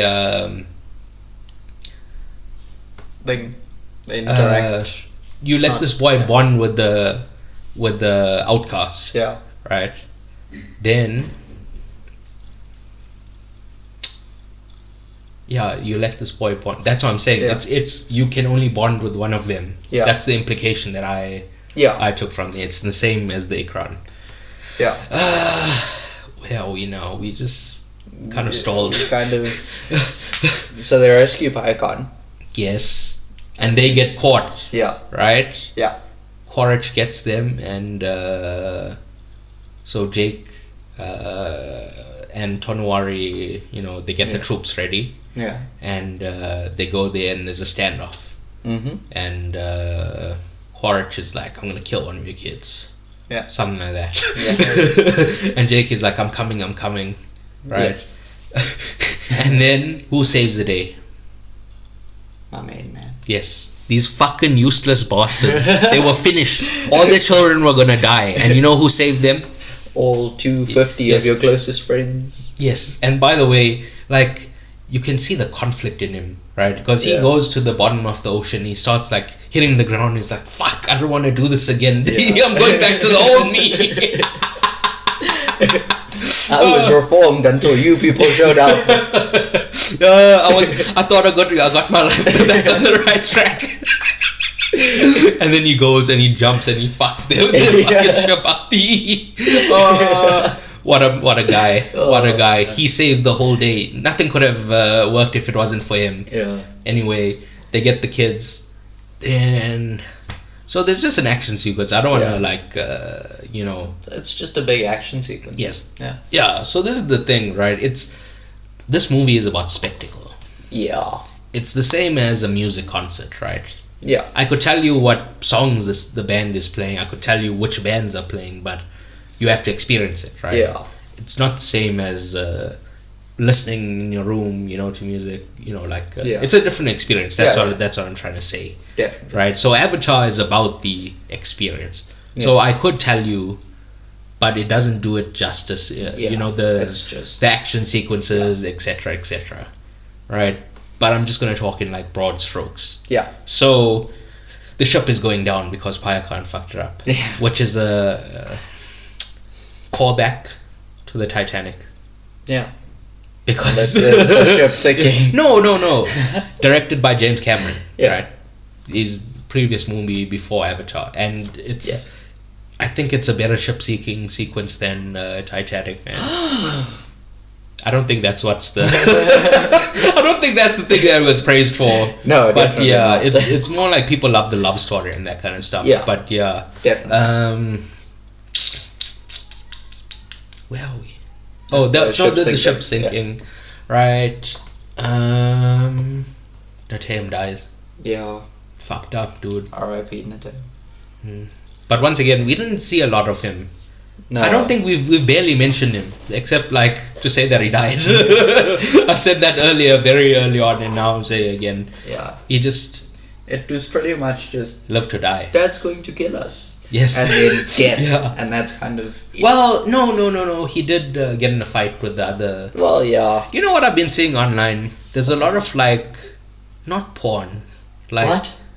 I said not porn. Yeah, sorry, yes. It's these, lover drawings where they, shipping. You know what shipping is? Yes, I know. Where you see two characters and like you make a drawing where they're in love with each other. Yeah. So it's him and the boy, the chief's son. Oh. Are now. Actually. Because they're always sharing looks at each other and stuff, right? Yeah. So there's a lot of people who've taken there's a gay relationship. It could be. But he died, so it's over. But anyway, and by the way, sorry, I don't think we mentioned this. Kiri and Spider have it's not explicit, but there's sort of a romance kind of angle happening. It's just when they take him originally, she's she's she's upset. Yeah. And they're always hanging out. Yeah. Yeah. But anyway, so the ship's going down. Yeah. Neytiri, she gets saved by Kiri. Yeah. Who sends those butterflies to go find them. Her and Took. Yeah. Then Jake fights Quaritch. Yeah. Oh, what a line, bro. He's like, when I come for you, I'm gonna kill you. I'm gonna kill your whole family. And Jake's like, then let's get it done. Let's get it done. Headphone warning. Yes, let's get it done is one of the. It's so fucking hard, bro. It goes so hard. There's no reason for it to go so hard, but it will. I love it. And then he beats Quaritch, and Spider saves him, and Loak saves Jake, right? And this is Jake's moment of realization, right? Yeah. He's been bossing his kids around and having things his way, and this is the first time he's engaging with his son, and Loak is, how can I say, teaching him something, and it's what eventually saves his life. And Payakan, by the way, because when they get out of the ship, they grab onto Payakan, who brings them up to the surface. So once again, the great hero of of this movie and our time.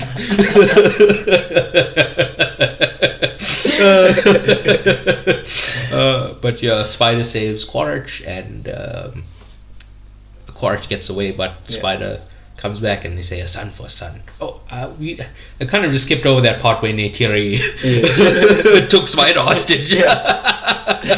We don't talk about it. Another person we didn't mention is Neytiri. She's very sparsely used in this one. Yeah, she's kind of very similar to Netayam. In that they use it in little bursts. Yes. It's like the movie's not about the 2 of them, so they barely get any shine. So, but perhaps in future movies she will get her moment. Yeah. Although I feel like the first movie was kind of her moment when she shoots Quaritch. I guess, but that's kind of fucked up. That's it. Yeah. Because now I think it's pivoting more towards the kids and Loak and Kiri, how they're gonna move forward. I actually thought Jake was gonna die. Oh, really? I thought Jake and Quaritch were gonna die, and that would be the end of that kind of saga. Yeah. And new villains, etc. would come on. But now that I've seen, that was before the movie. Now that I've seen it. Obviously think differently. Yeah. I didn't fall asleep in the last scene. I'm like, and I'm like, that's definitely what happened. Quaritch. So, as many people have pointed out, it seems he's going to go on the Vegeta arc. Yeah. Becoming a good guy. Which Dragon Ball Z is pulled a lot from James Cameron movies, right? Yeah. Frieza, the third form of Frieza. Yeah. It's very clearly based on the Alien from the Aliens movies. He didn't create it, but he's one of the Alien directors. The Android saga. Yeah. There's these robots that come from the future to kill somebody. Sounds familiar. It's the Terminator, right? So Dragon Ball Z's been pulling a lot from James Cameron movies, and he's, doing the same. Yeah. But I don't know why they're calling it the Vegeta arc, because Piccolo did the same thing much earlier, and Yamcha did the same much earlier. Yeah. And it actually all goes back to the first episode where Krillin was the first one. Krillin was one of the, I think he was the first, maybe the third or fourth episode. He was the villain. Yeah. Always fighting with Goku, and then he came around and became his friend. Yeah. So that's just been happening. Yeah, a lot. So I think, Quaritch in the future, that's what would happen. Yeah, probably. Then, Loak dies. And not Loak, Nataeum dies. Loak died? I better not forget. Right, Nataeum dies. It's very sad. Yeah. That scene, bro, like I said, it always gets me where they go into the spirit tree. Yeah. I cry every time. All 15 times.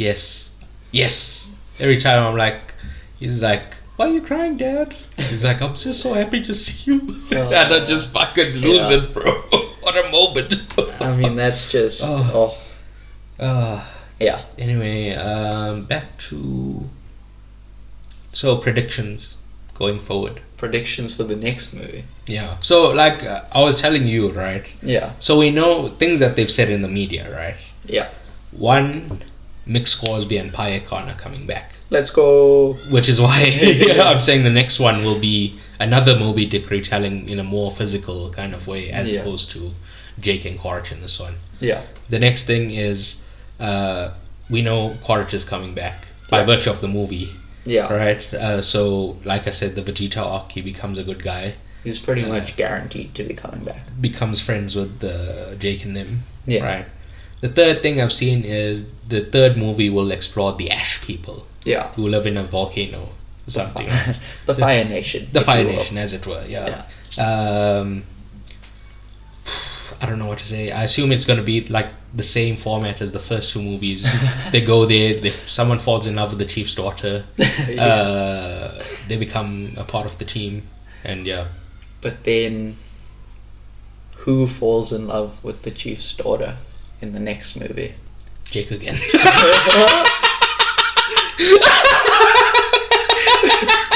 Really selling the James Cameron famous divorcee. No, maybe or no. Yeah, maybe.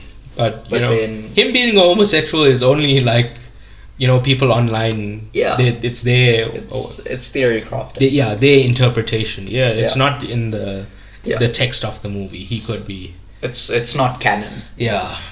But anyway, so the other thing is that they said we're going to go back to Earth at some point. Yeah. Possibly in the fifth movie, and there's going to be 5 total. Yeah. Right. Yeah. So this is what I was saying. We haven't mentioned it, but Kiri, there's a mystery about who the parents are, right? Yeah. We know one is the dead body of Sigourney Weaver's avatar. Well, vegetative body. Yeah, she's not dead. Yeah. It came out of that body. Right? Yes. So, I'm pretty sure that she's like Navi Jesus, right? Because the god is Awa. Yes. And Awa like touched grace. Yeah. So I think it's like a immaculate conception. You know what that is? Yeah. Immaculate conception is when you don't have sex to have a child. Yes. It's what happened to Mary in the Bible. Yes. And in Star Wars, Shmi Skywalker, Yeah. When Qui-Gon asks her, he's like, she's just like, he just came. He just showed up. He was just there. But like I've told you, in the Star Wars universe, there's people who can wave their hands and make you forget stuff. So there's a very terrifying implication that like she was raped by a Jedi or a Sith, and she just doesn't remember because they did a mind trick on her. Yeah. So that's a very like I said, terrifying implication that the Jedi are just going around raping people and they're having kids months later. Usually like 9 months or so. But whatever, man. These are aliens, by the way. We don't know. No, you don't know. For the humans. Well, are they humans? Well, they're human. You don't have they ever been called human? No. Actually, we don't know. They're fucking aliens. Once again, we have no scale, right? Yeah. Luke Skywalker could be 20 meters tall, right? We have no scale. We have never seen a human next to them. So who's to say? Yeah. Okay. Yeah. All right. But anyway, they're just humanoid. Yes. Okay. But so Kiri is Navi Jesus, right? Yes. So I assume the Navi are gonna win, right?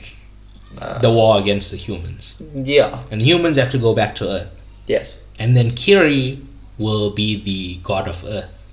The Awa for Earth. Awa for Earth, right? Okay. Because in the first movie, Jake says to Awa, look into Grace's mind. The humans, the Sky people, they killed their mother. There's no green there anymore. Yeah. So I think in the fifth movie, Kiri brings the green back to Earth, as it were, right?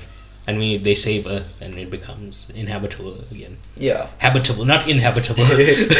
Habitable again. Actually. Because did you watch the extended cut of the first movie? Yeah. Right. So in the theatrical cut, he just wakes up in stasis on Pandora when he comes out of the thing. So they missed that first 15 minutes of him being on Blade Runner planet. Yeah. Because everything is just weird neon shit and and they can fix his legs. He just doesn't have the money to do it, right? Quaritch tries to bribe him with saying, "I'll give you your legs back." That, right? So yeah. Yeah. Your thoughts? I think either the third or the fourth movie will definitely delve deeper into Kiri's story. We'll have, I don't want to say a whole movie dedicated to just her story, but we'll have a decent chunk, how similar to the Loak arc, I guess, if you want to call it, in this movie. We'll then have a Kiri one and possibly even a Took one, because Took's gonna grow up. Yeah, I haven't said a word about Took. Yeah. Another thing I loved, which is I can't believe I'm tied up again. And so cute. This is a movie about the hidden meanings, right? Yeah. And in that moment, what people don't realize is she couldn't believe that she was tied up again. For real? She couldn't believe it. No way. How'd you get that? Took is great, bro. Yeah.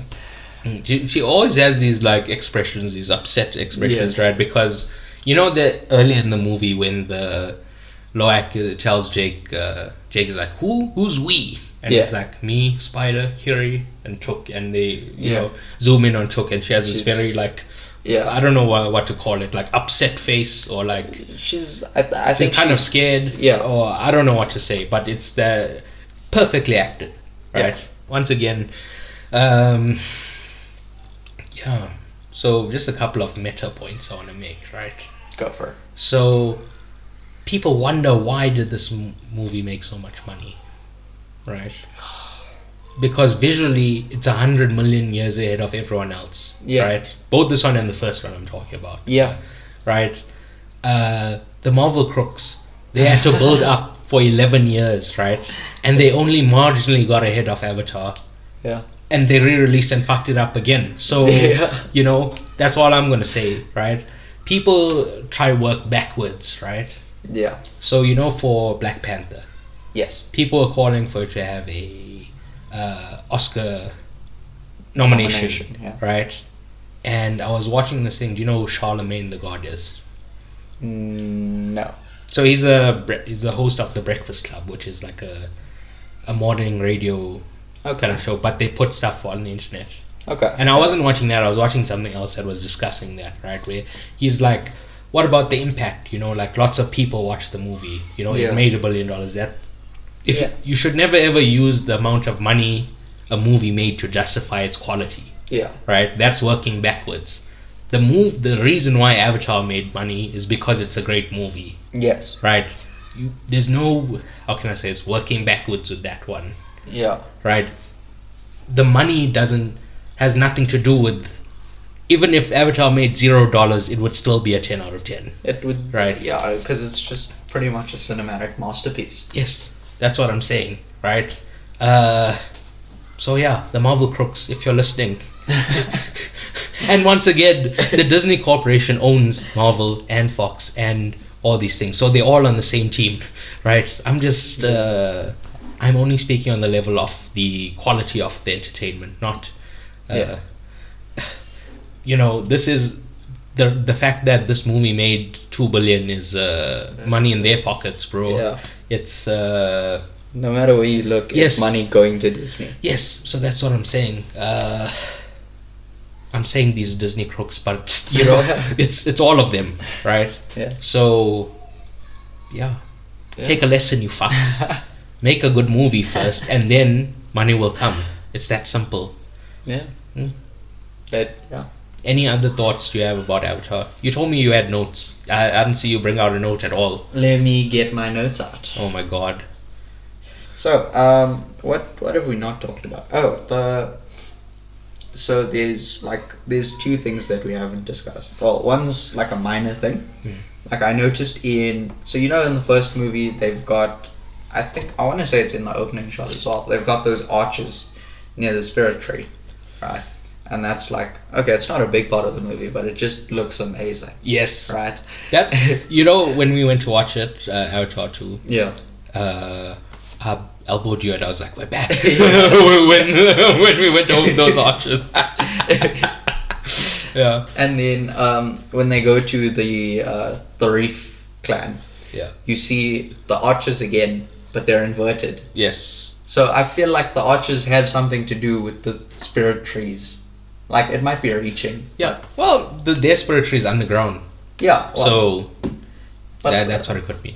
Yeah, it's just it might be like circles. Like holy circles. Well, I don't know enough about their culture to know. Yeah. I don't know. I haven't lived with the Navi, so I can't tell you. I thought you were best mates with them. I'm best mates with PAICIP, who's a tulkun, who you called a whale. That's actually very offensive, by the way. Oh my goodness. If there's anyone who needs to be cancelled, it's him for calling the tulkun a whale. But okay. Yes, adult entertainment. What am I talking about? Like movies for adults. Not porn. Yeah. That's what you said. Yeah. Movies made for adults, right? Like you have kids movies and then you have adult movies. Yes. But not like adult movies, just adult movies. Okay. Okay. Adult movies, that's porno, right? Yeah. Yes, not porno. Adult movies. Yes. Movies made for adults, right? Yes. So, here's the thing. Children don't go watch movies alone. No. Right? If you make a children's movie, that means you're going to get a parent's ticket at least, and the child's ticket, and maybe if they go with friends or something, or like a second parent, whatever, right? Yeah. Children's movies or movies aimed at children there's more financial incentives for it to how can I say this? There's more opportunity to make more money. Yeah. Because you're exploiting the fact that parents will take their children. Yeah. Right? So there's far less of an incentive to make adult movies. Movie. Yeah. Avatar is an adult movie. Yes. Right. And children can go watch it, like those fucking children behind me that were chatting this whole time. When I went to watch with my parents. But the point being, that's why there's not a lot of memes being made about it, right? Yeah. It's for children. No disrespect to children, but I think if you showed a child like a dumb Marvel movie and the Avatar, they couldn't tell you the difference in quality between the two. They would just see like images. Yeah. Right? Once again, no disrespect to children. If your child can tell the difference, that's fine. I'm not trying to shit on them. I'm saying in general, right? And the children wouldn't be able to appreciate the strong literary connections with Moby Dick and John Carter and Tarzan, right? Yeah. So these movies were not made for children in mind. George Lucas said about Star Wars, these are movies about space wizards that do magic. Oh, these are magic space wizards or something like that, right? Yeah. And people get upset with him and they're like, no, it's for adults too. We're not saying adults can't watch it. We're just saying it was made for children. Yeah. Right? Avatar was made for adults. This is adult entertainment. Yeah. And we don't see this. All the adult entertainment made today is either for like a very low budget or medium budget. Yeah. We don't see like Avatar, high budget, high concept sci-fi, in the same way we did in the 70s and 80s, etc. Yeah. Right? And I think we should take a lesson from Avatar, And make more adult movies. Well, that's one thing, but just more quality. Okay. Right? Yeah. Like I said, there's nothing that has topped the first Avatar. Yeah. In terms of visuals until the second one. Yeah. Right? Nobody is doing it at this level. Nobody is.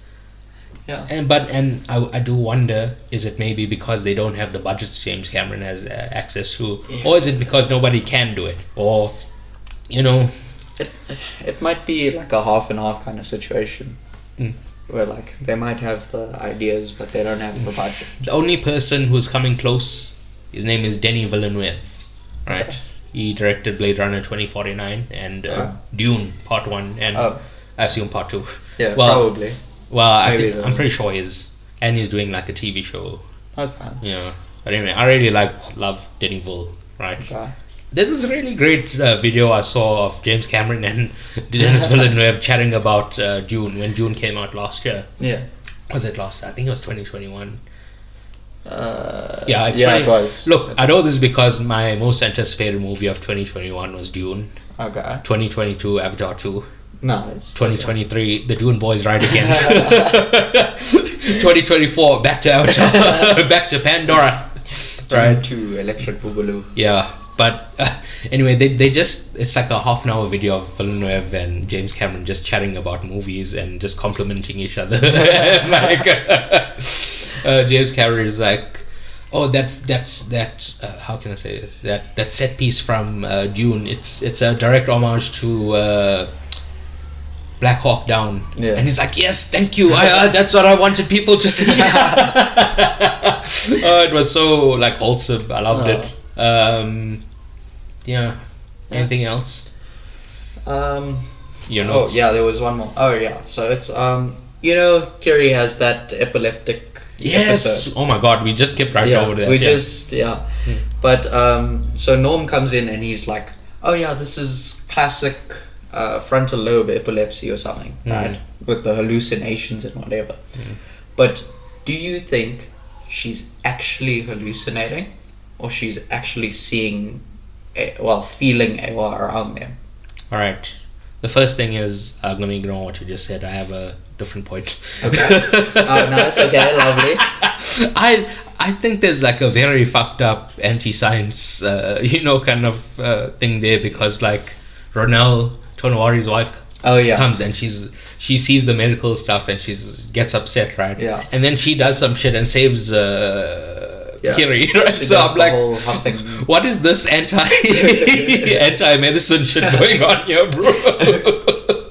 But yeah, to answer your question, yes, based on that, I do think she can feel Awa, because we're meant to believe that it's sci-fi, right? So all the things they true. It's like obviously we can see that Awa is real in the things that happen. Yes. So why is it so impossible that she can feel Awa? It's just because Norm's and we saw these we saw a video of Grace saying it's like a living, breathing organism, speaking about the planet. Yeah. So yes, of course it's that was like a whole thing in the first movie. Yes. Yeah. Anyway, it's just because Norm's diagnosis immediately was epilepsy. Yes. But I don't think she actually has epilepsy. But that's what I'm saying. It's this weird anti-science shit. It's like it doesn't understand what's happening with her. Yeah. Yeah. So I'm kind of like, that's a bit sus. Yeah. But and the other thing, you just reminded me, right? When they're like Norm, when they they're theorizing who the father could be. Oh yeah. And they say Norm, and she's like, you do not deserve to live. That's so fucked up. What did Norm do, bro? You do not deserve to live for saying Norm. Norm's a great guy, bro. You're just Norm, man. You're just a fucking hater, Sigourney Weaver. Fuck you. But yeah, anything else? Any other? Let me check. I think we've gone through everything else. Oh, just that's a pretty potent mix. Another one of Korach's fucking amazing lines, bro. He's like, with our strength, with our newfound strength and our trainings and our training, well, I think that's a pretty potent mix. And like you said, he says in the first one as well. Yeah. He loves to. He says, we're not in Kansas anymore. Yeah. And that's a pretty potent mix. Yeah. And he loves to reuse all that shit. Yeah.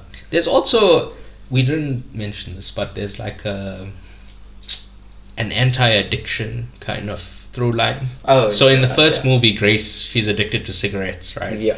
In this movie, we see the general who's drinking coffee. Yeah. And in the first one, Quaritch is always drinking coffee. So they always like addicted to some substance, the human characters. Yeah. Which is, in, what's the word, opposite to the Na'vi who are, they have a good sustainable relationship with the earth. Yeah. Right? They're not addicted to any one thing. They just vibe. Yeah, they just vibe. Anyway, do you have anything else to say? No, I think that's it. Alright, well, I just wanna do the thing with the stuff and things. No. I wanna bring something else up. Okay. Oh, and we don't mention it at all, right? But once again, the main theme of this movie is the same thing as the first movie, right? Yes. Seeing through the eyes of someone else. Yeah. Right? And they, at various points say, I see you, or... Yeah. And they do the like... greeting. Yeah. Yes, their greeting where they put their hand to their head and they say, I see you, or... Yeah. Saraya says, I see you to Loak. Yeah. At the end of the movie when Loak saves Jake, he says, I see you, son. Yeah. So yeah, I thought we'd mention that. I mentioned it a lot in the commentary. The how can I say this? Mm-hmm. The last scene is of him opening his eyes. Yeah. In the same way, the first movie ends with him opening his eyes. Yeah. It's seeing through the eyes of someone else, and that's the thing. He was a human who became. I mean, like 2012. No ways. Yeah. No ways. I don't know. It's in 2012. Yeah, okay, maybe it was like 2016. So this is, I wrote this the day we went to watch it, right? In online film discussion, you get a lot of very vocal haters of original recipe Avatar. And wherever you find them, you'll find me arguing with them. Avatar The Way of Water was my most anticipated movie this year, and they kept asking me, Presh, what if it disappoints? That D word never crossed my mind until you said it. Do you think we're dealing with a bum here? We're talking about the man who made Aliens and Terminator 2. Do you expect me to believe that James Cameron doesn't know how to make a sequel? I went to see it on Tuesday with my cousin, and having sat with it for a few days, I believe that this movie will save humanity and redeem us as a species. Environmentalism. The problem is that you think I'm joking / exaggerating. This movie has changed my life. It taught me the way of water and showed me things about myself that I didn't know. By the way, I'm boycotting the Oscars and starting a riot if PAICIP the Toolkit doesn't get a Best Supporting Actor nomination. The final thing to say is this. Thank you, Big Jim. You have totally rocked my world. See you in 2 years for Avatar 3, right? Oh. That was my, at the time, review. Yeah. And that line there where I said, I believe that this movie will save humanity and redeem us as a species, right? Yeah. Somebody, a few weeks later, one of my friends said, oh, you're saying that because of the environmentalism and stuff, right? So I wanted to bring that up again. At no point was I thinking about the environmentalism, right? I just thought everyone would go to this movie, they'd have such a great time, they'd feel just such good vibes, they would have such good vibes for lasting 10,000 years of good vibes. Everyone would be like, why are we so angry? Why don't we just chill out? That's what I thought. That's why I said it will save humanity, not because of the environmentalism. I never thought about that, but yeah. Yeah, it is one of those things. And it's mentioned. Yes. So yeah, I see you, Big Jim, and I'll see you in 2 years for Avatar 3. Yourself. I'm sorry once again to Mrs. Cameron and yes. God for calling him a whale. Oh, what? That's fucked up. You're saying it's fat. That's the... Have you seen The Whale? there's a movie called The Whale. Yes, it also came out in December 2022, and many people pointed out not the best movie with a whale-type creature in it. I think I've heard of it, but I haven't I watched it the other day. I don't know why people are such haters, bro. It's a very wonderful movie. Very like... Oh, sorry. Let's just finish up about Avatar. Okay, yeah. Yeah, just a fantastic... Well, currently... What's it called? Like a... I want to say biology, but it's not biology. Blockbuster. No, just 2 movies. Like duology. A duology. Yeah, it's just a fantastic duology. For the moment. Until we get 5. Yeah. Yeah, so I think we're done with Avatar. Alright. Can we move on to the recommendation section? Yeah. Let's go for it. What have you seen in the last week or so that... So, I was telling you about Kaleidoscope, which is a really cool series for the listeners that don't know. Kaleidoscope is a series that it's a randomized order, but it's about a heist, and depending on the way you the order in which you watch the episodes, you get a different perspective on each character. And how that then shapes your whole view differently depending on how you watch it. And I think it's a real game changer if more series become like that. That's a big word. Yeah. Game changer. It would change the game. All right. Yeah. Anything else? What did I watch? I watched something this morning. Oh, yeah, it's quite an old movie. But I think The Brothers Grimsby is just hilarious. Directed by Rian Johnson. I don't know, maybe. He is. I know. That's a fact. I'm not asking you. Okay. He directed The Last Jedi. Oh. Which... I was going to bring that up, yeah. Right. So, you know, we are talking about fathers. Yeah. Jake... No. Yeah, Jake is... how can I say this? He's a bad father. Just a bit. Yeah. Just Napoleon. Wait, sorry, what did you just say? No, nothing. Don't worry. No, but what did you say? Wait. Before. What? Brothers Grimsby. Brothers Grimsby, yes. Yeah. So, in that movie, a lot of people were like, the Kylo Ren says, kill the past must die. Something like that, right? Yeah. A lot of people took that as an attack on the original Star Wars and the prequels, right? Yeah. But I'd like to point out that Kylo Ren. Yes. Kylo Ren is the bad guy, right? And because I watched it recently, right? It's literally the next scene. I'm checking my notes here. His name is the Wise Master Yoda.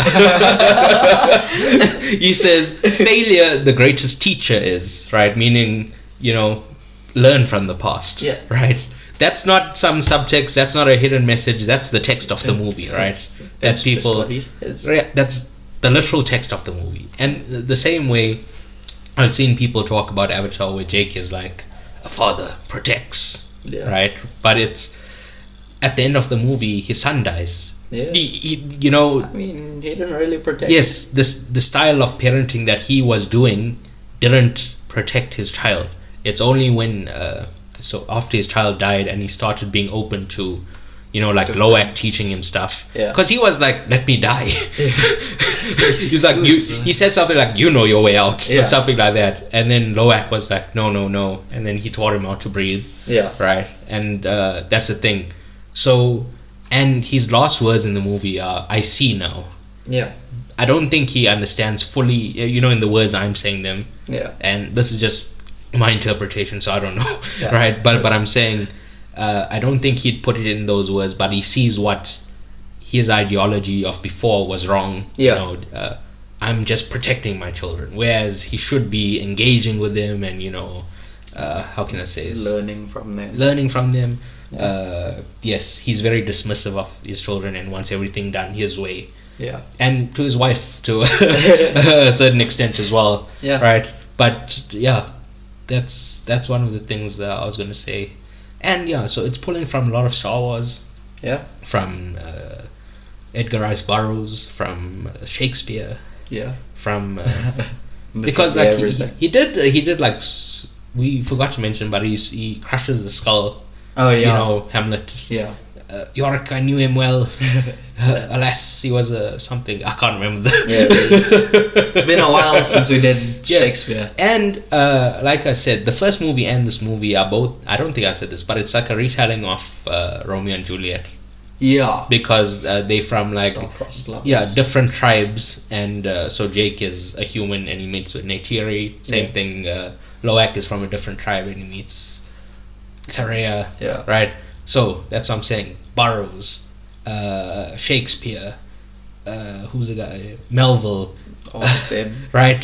We're pulling from a lineage of great literary tradition. This is not fucking Marvel bullshit. Once again, how many times can I say it?